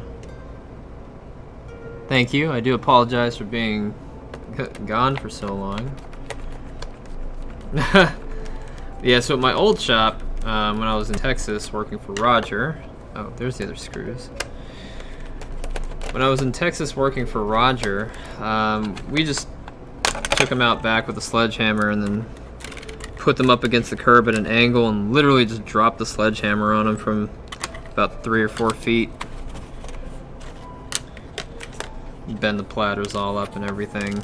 It's said that a forensic recovery specialist could probably get data off of it still, but they look at it through an electron microscope. I don't give a fuck. Good luck.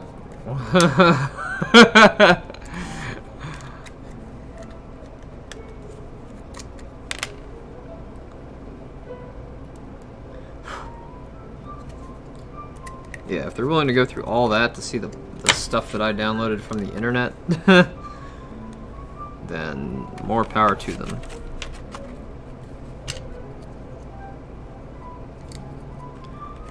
There was a question about morals in the IT business owners group.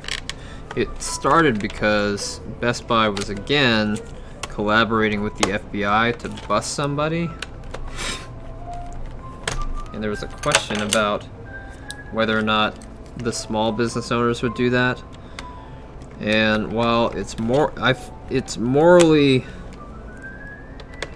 unjust to look through somebody's pictures, we don't do that. But if I have a suspicion that there's some kind of illegal activity going on that involves the danger of children, I will absolutely at least check, because nothing is more disgusting than harming a child. Alright, so... Oh yeah, this hinge doesn't even stay up, dog. Up, dog. What's up, dog? What's up, dog?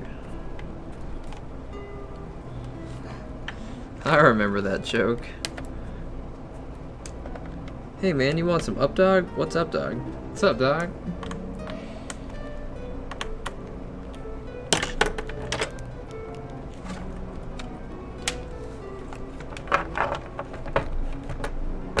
Whatever. Ask me how much I care. The answer is not at all. Okay, we're gonna put this in UEFI mode.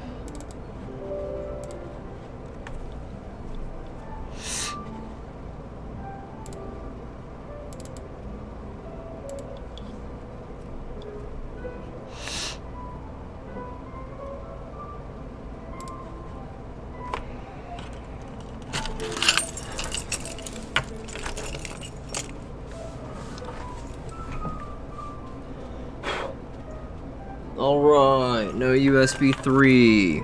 Fuck me.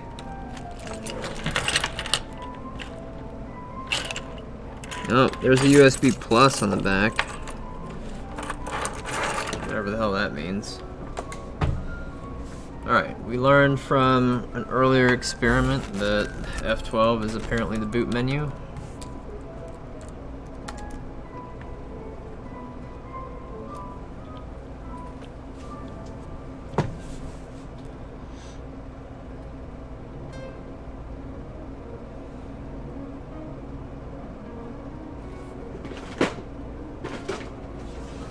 Yeah, so pedophiles, if you need your computer fixed and you definitely reek of pedophilia, then stay the hell away from my shop.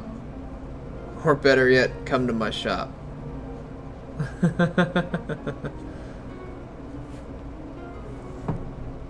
We will bust you so fast.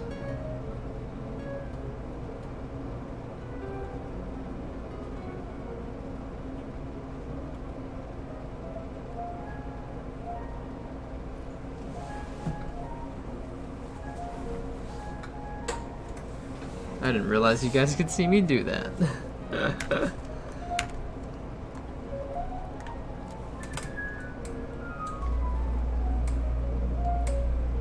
I really like having the camera right there. It's much better than having it over to the side. I'm ho.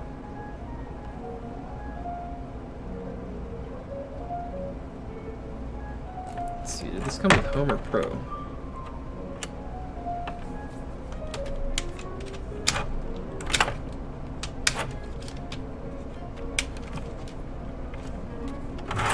You think I'm going to show you guys the key? You guys are crazy.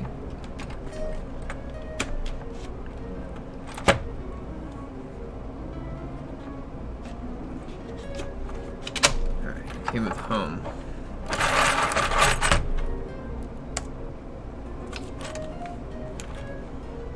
I don't use a UPS.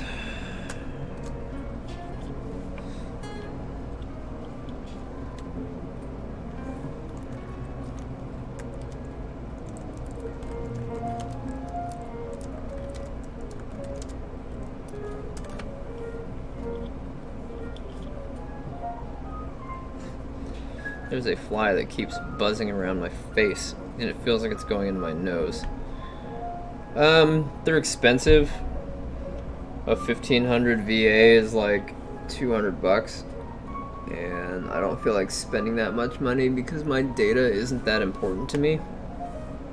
Like, I save constantly. Like, every time I finish a sentence, I just automatically hit Control S, so I'm really not worried about losing data. Or losing work.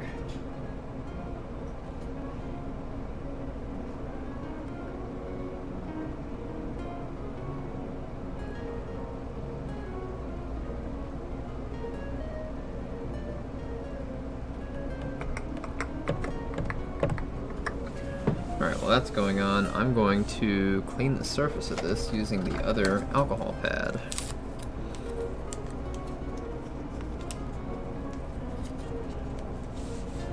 Especially this mouse pad. This mouse pad is kind of gross. And by kind of, I mean very.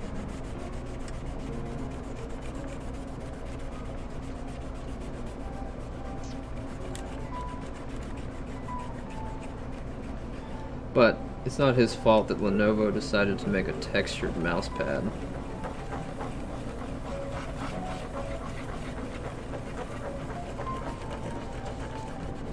This laptop is actually extraordinarily clean given its age.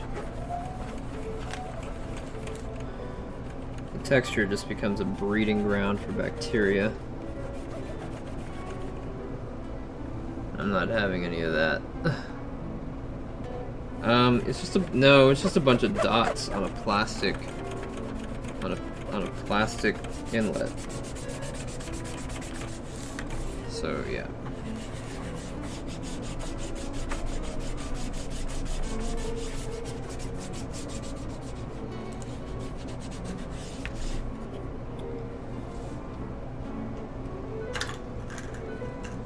I might even be able to stream directly from this since it's just one camera. That would be nice.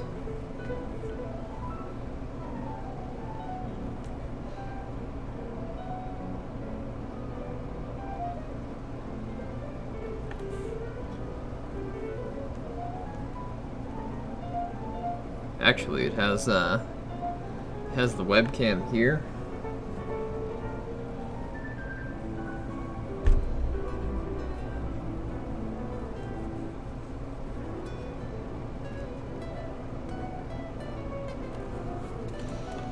See if that customer ever sent me his password.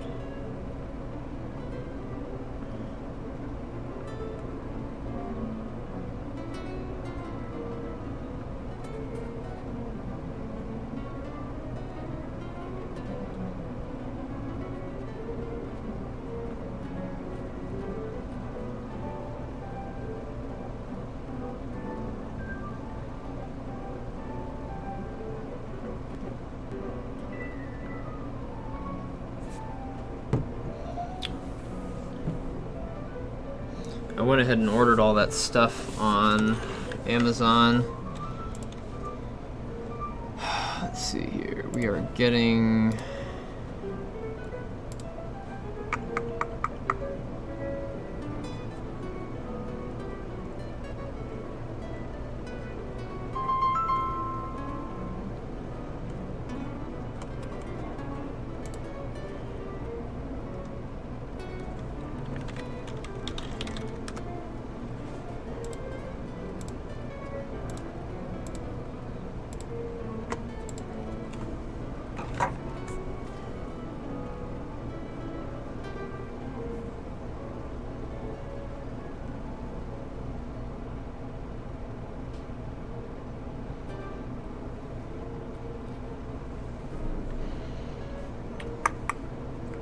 I gotta look at something real quick.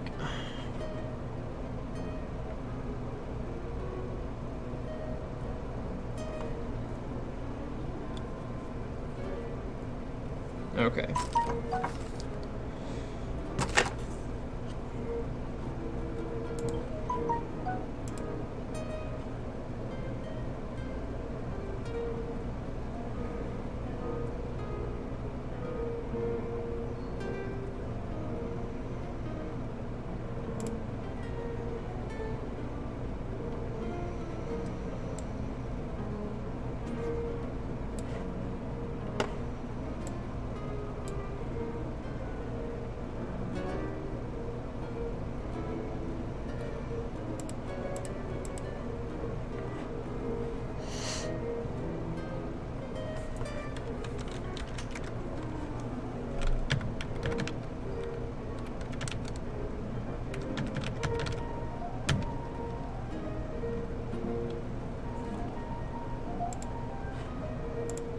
Oh, you know what? My weekend payments haven't gone through. I was like, wow, why isn't it letting me do my, It's like, why isn't it letting me do use my American Express? It's because I paid off my American Express and then drained it again.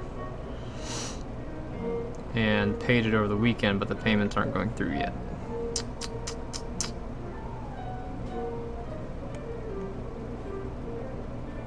Maybe.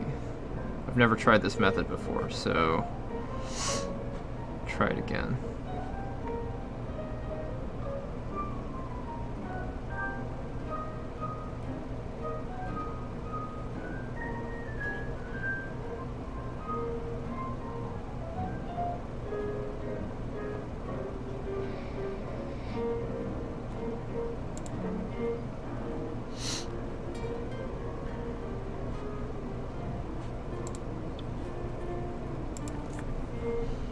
Make sure I can see what you guys are doing. Awesome. Okay.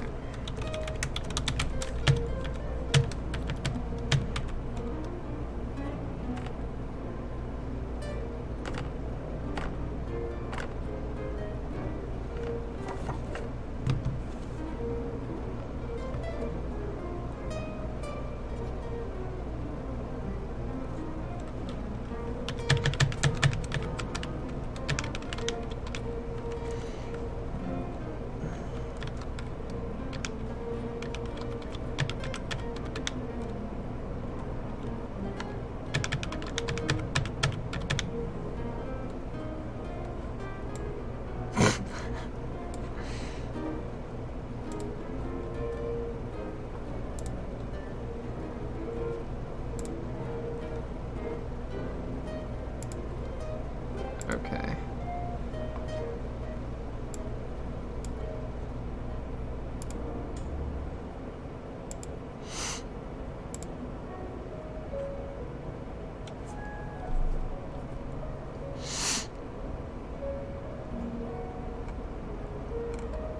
Alright. Let me check something real quick. With the amount of spending I've been doing on this account now, I really want to see if my airline miles is starting to go up.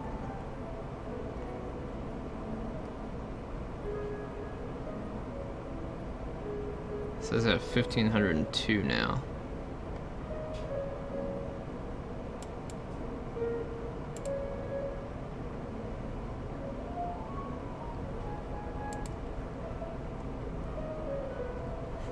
Alright, we'll see. 1,502. Basically 1,500. Alright, since I need to revise my payment method for this, I'm going to go ahead and just use...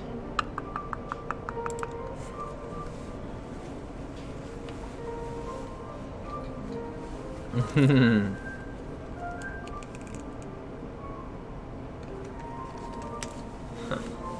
have this card on file. Let's use this right here.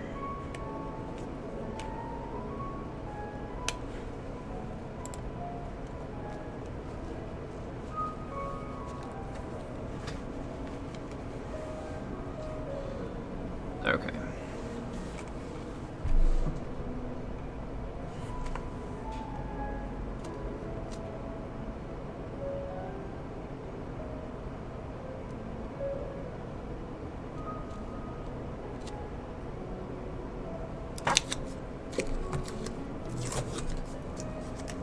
Still going.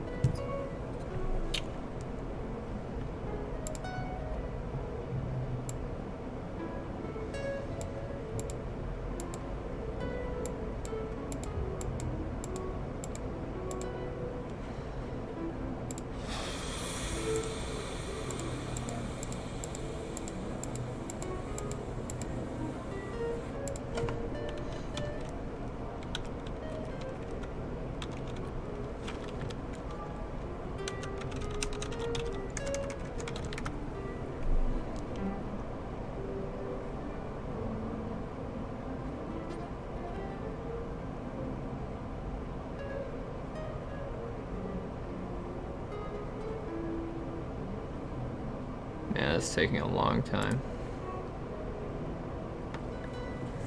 Hi there, I'm Cortana.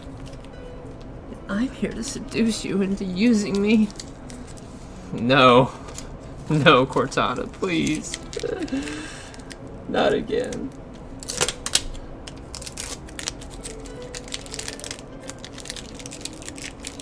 Hi there. No!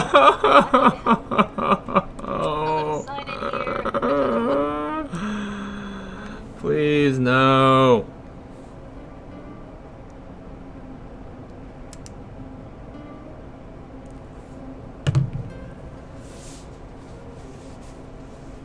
I think this is a good size laptop for a food stream. It has DisplayPort out, but no HDMI. Otherwise, I'd be hooking it up new school style. Oh yeah, I wish it was the Virgin Islands. Is that just like? Is that just where it's like at? Is that the place I want to be? Virgin Islands? Instead of the non-Virgin Islands?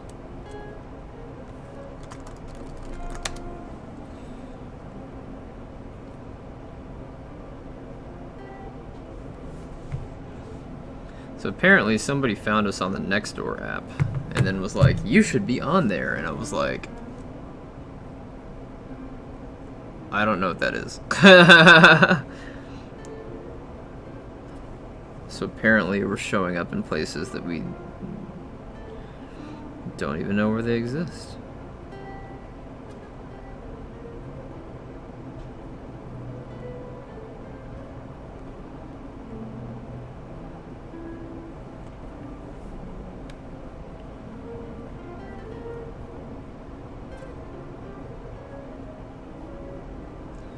In case you guys are wondering why I name all of my computers Pops, it's because it used to be my rave name.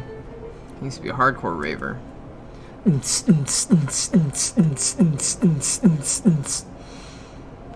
Yeah.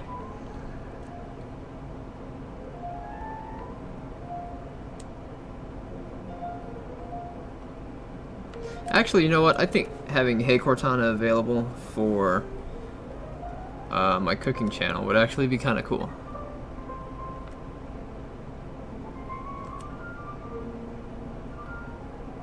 Because then you go, hey Cortana, I need a keto recipe for slapping you around. Almost done now. Alright, let's look at this Nextdoor app.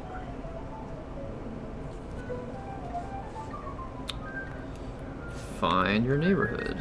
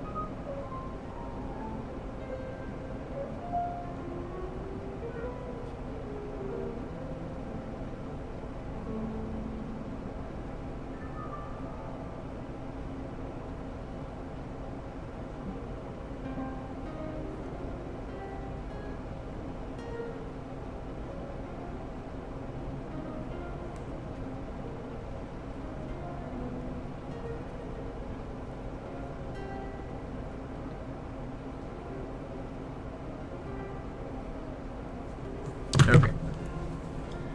Now we're going to turn the thumb drive back into UEFI, or non-UEFI.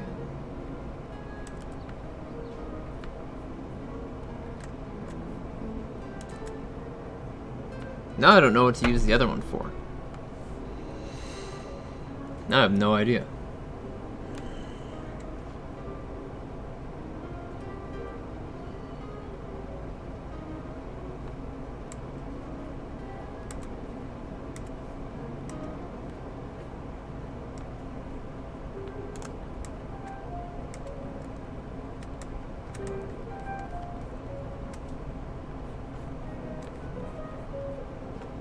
Alright. Let's see what we've got here. Ayo. It does have Intel HD graphics, which means I can use NVENC. I can use QSV, QuickSync. Right click doesn't work. Left click doesn't work.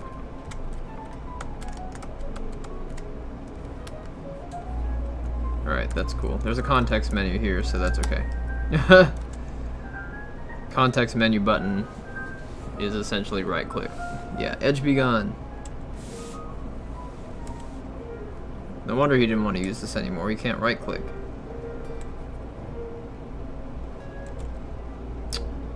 We really don't need any of this stuff.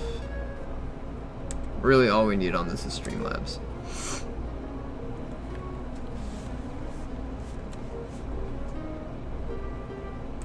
Spends 3 seconds with Edge, suddenly wants Chrome.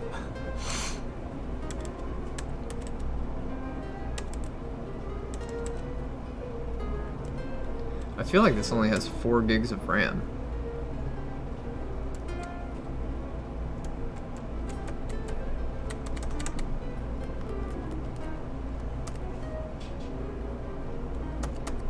Oh, this is gonna be a bitch.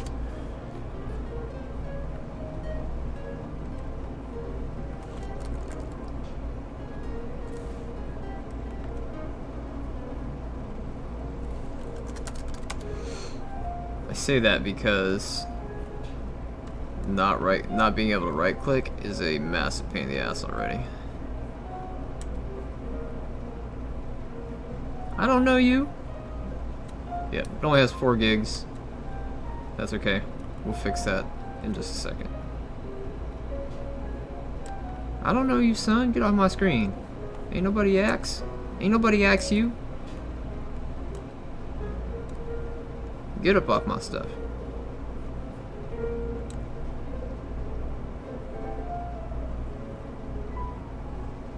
Drop zone is not free. Shut the fuck up.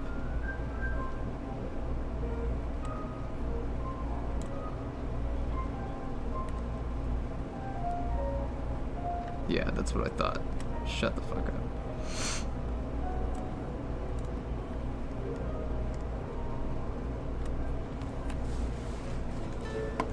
Okay. In the meantime, let's see if we can find a 4 gig stick of DDR3. Oh, I know where there's one. But, how many sticks are we using? That's the next question.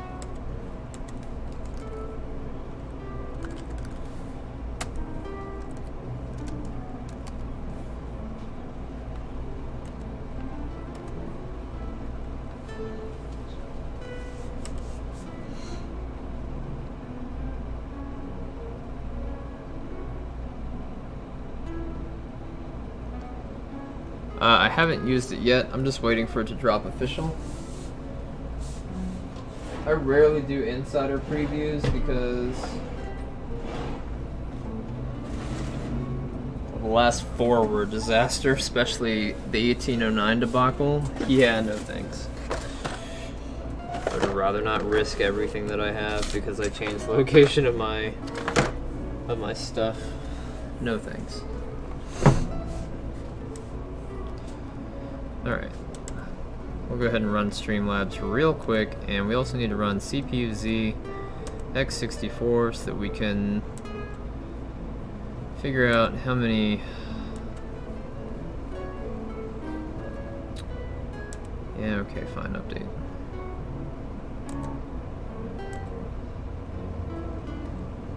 Yep, single stick, so we've got 1 more.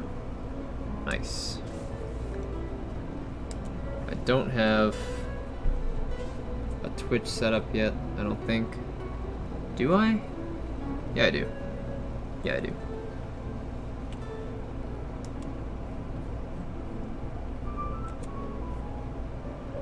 I think it is.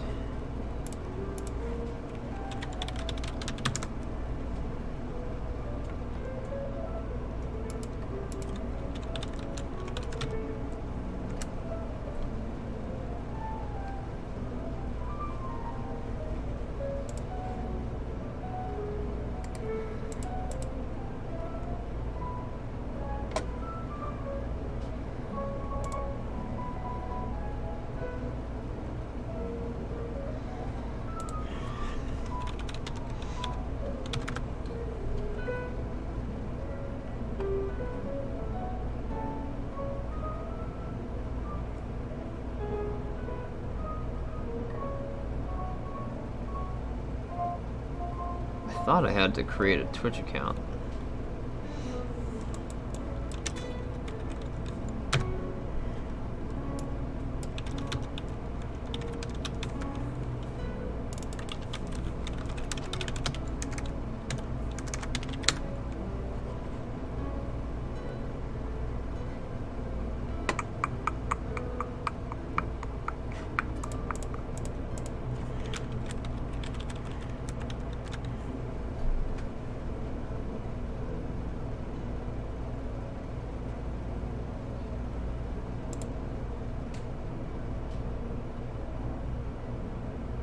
Okay, so I haven't created a Twitch account yet.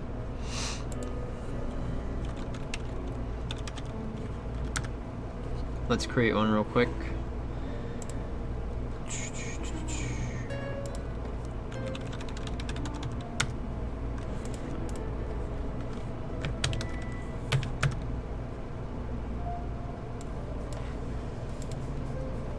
Whoops.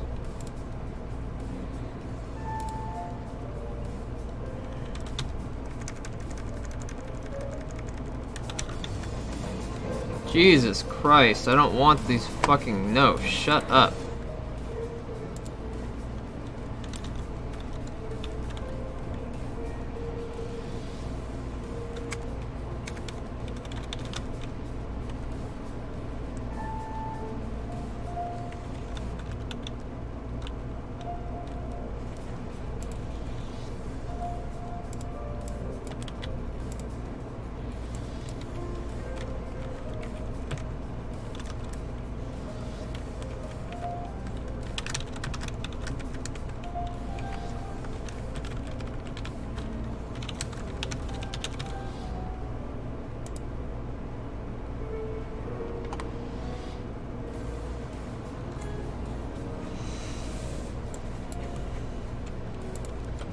Why is it still going? Fucking mute. Shut up.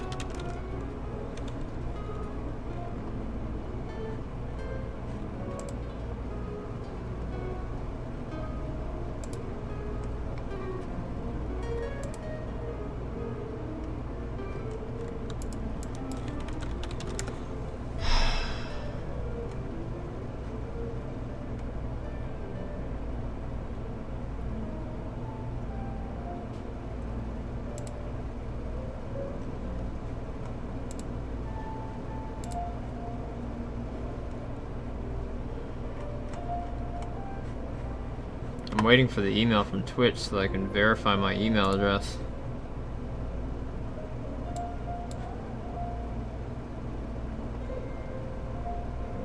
Ah, fuck, I typed it wrong. Fuck.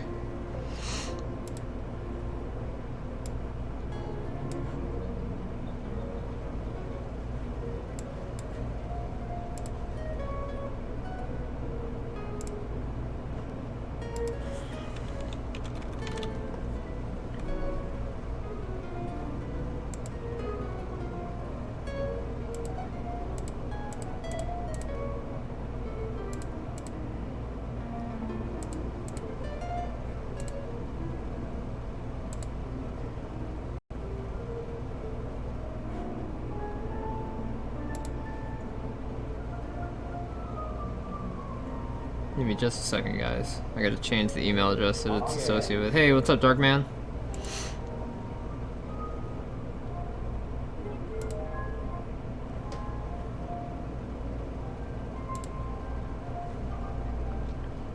Come on. Why is this so slow? Oh, because I'm in Edge.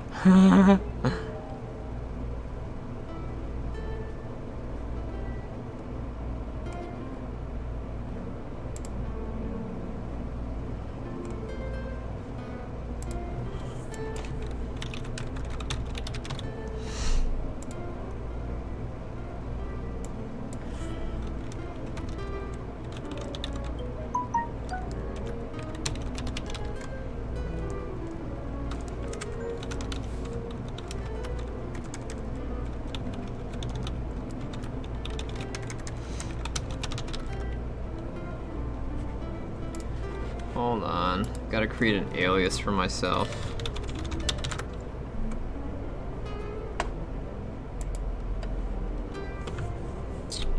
This will just take a second. In the meantime, I can log in.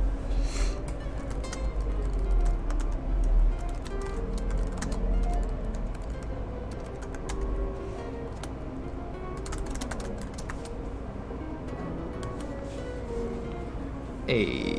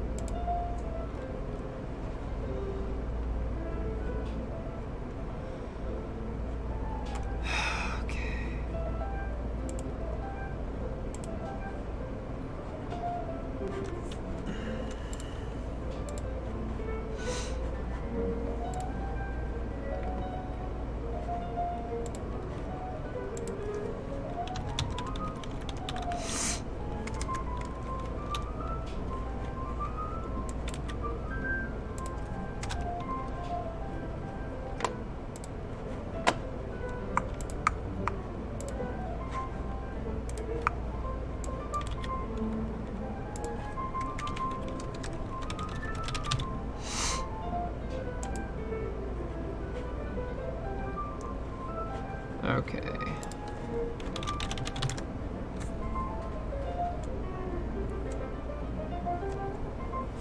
Alright, let's see what settings it's set for me.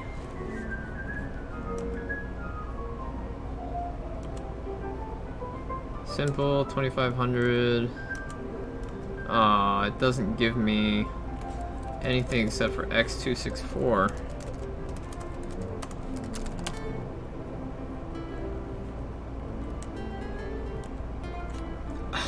It's fucking retarded. That sucks. Well, that's gonna eat up all the processing power. Base canvas resolution is 1366 by 768. I'm not gonna scale it down, I'm just gonna keep it the same.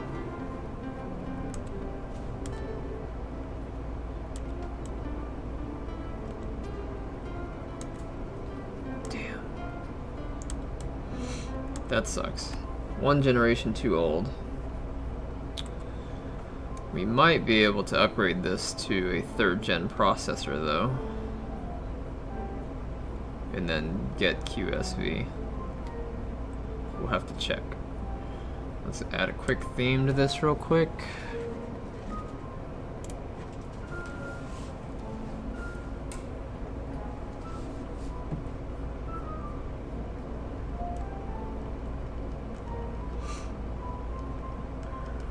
We don't want anything action-y.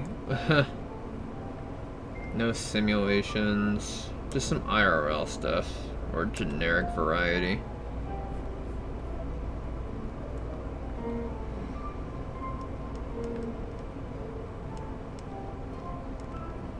Something that's not hideous.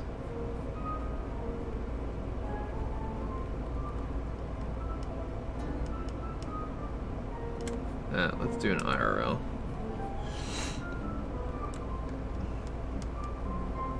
Yuck. These are awful. I do like arcade pop. That's not terrible. Huh. Well, of the ones that we have, I like this blue one. Colors?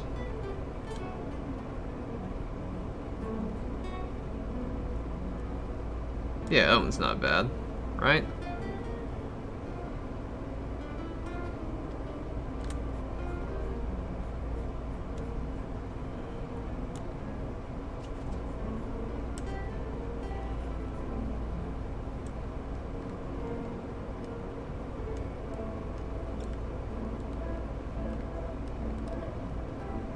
So if colors and colors animated.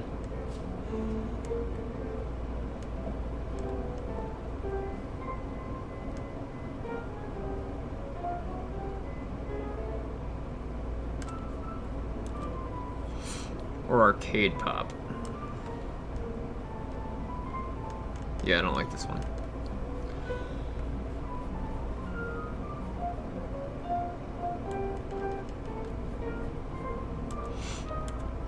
colors it is.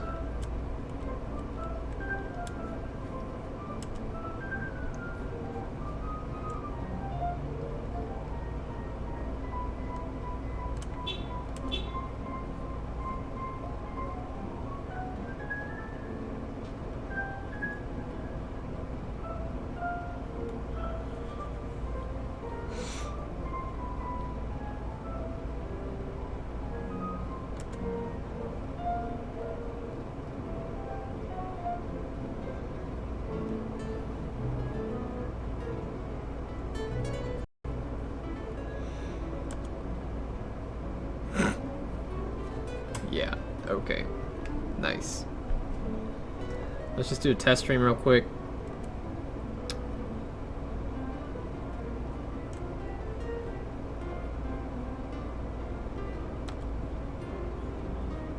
So we got live.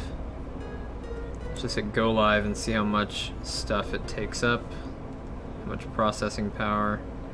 91%.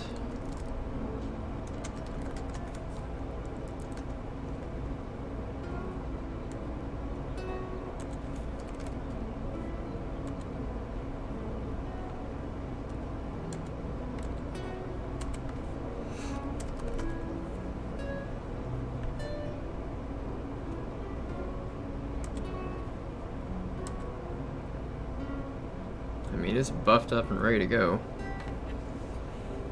It's eating up 87% of the buffer. We've got a little camera here that we can try. 90% of the buffer.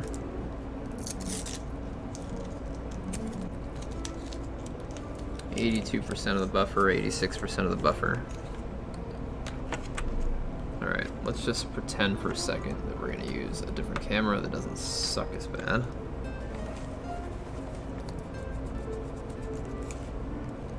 That's right, I cleaned the lens in my shirt. Shut up. Okay, let's replace this one here. Let's go back to our edit. Do this.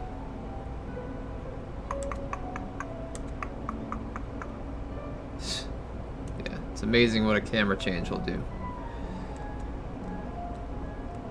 Alright, not bad. Alright, here we are for our new channel. Hooray!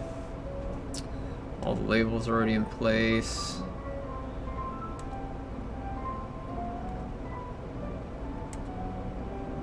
Cool. Alright, I'm satisfied. I'm gonna end this stream. Close her down. Oh yeah.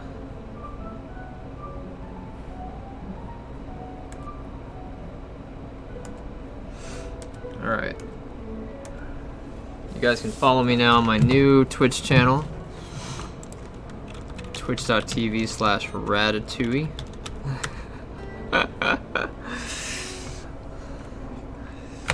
Where I will be cooking stuff. Maybe not immediately, but eventually. Alright, I did what I wanted to do today. I did not do everything I wanted to do today. But tomorrow we'll replace this computer with a different one, and then I know what I'm going to use this one for.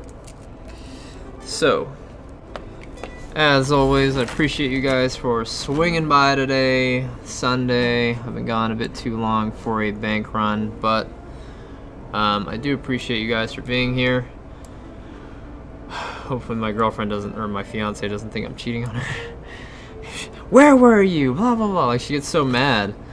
But, yeah, I'm just here trying to work.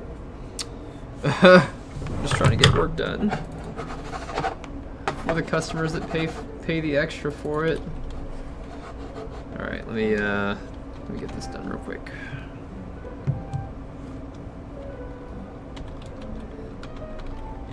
Just need to know what size SSD to order for this guy.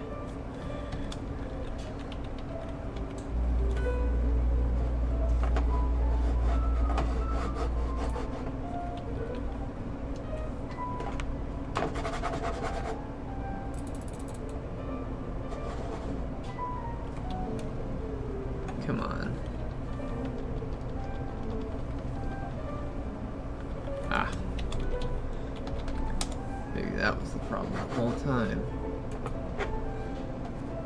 Okay. This for some reason isn't detecting the mouse even though it's detecting the keyboard. Just a second.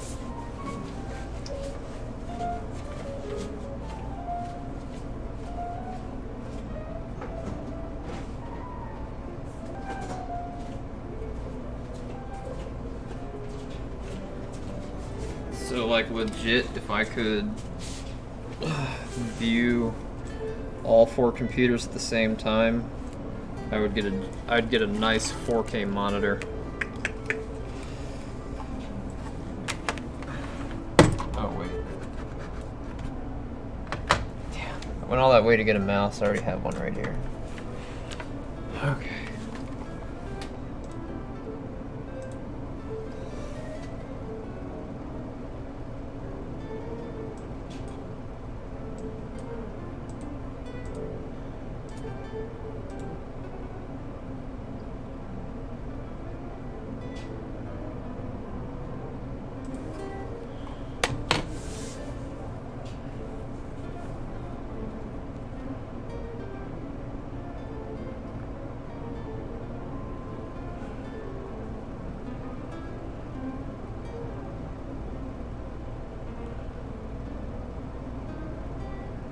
Okay.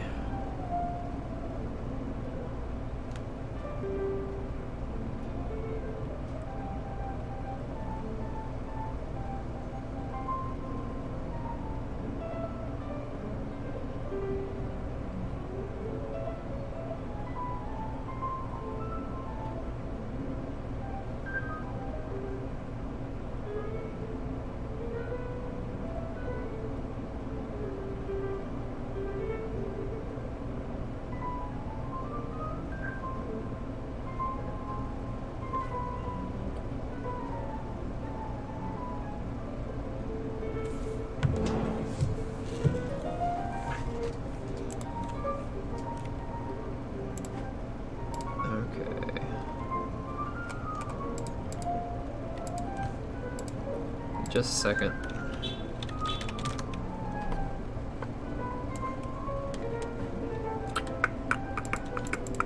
What's up, Bobs? I know I'm still here. I need to check the cost of a 1 terabyte SSD real quick.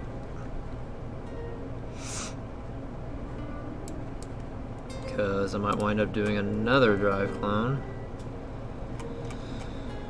Or I know I'm going to do another drive clone, but just trying to figure out what the cheapest drive is.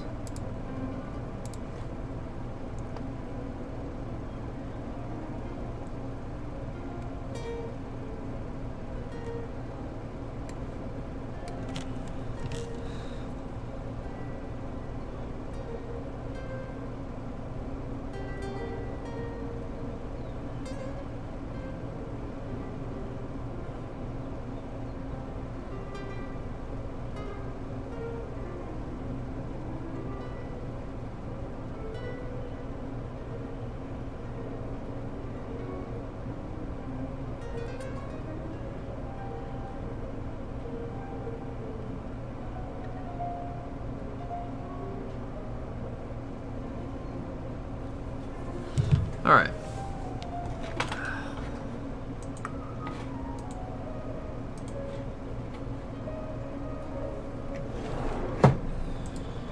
All right, guys.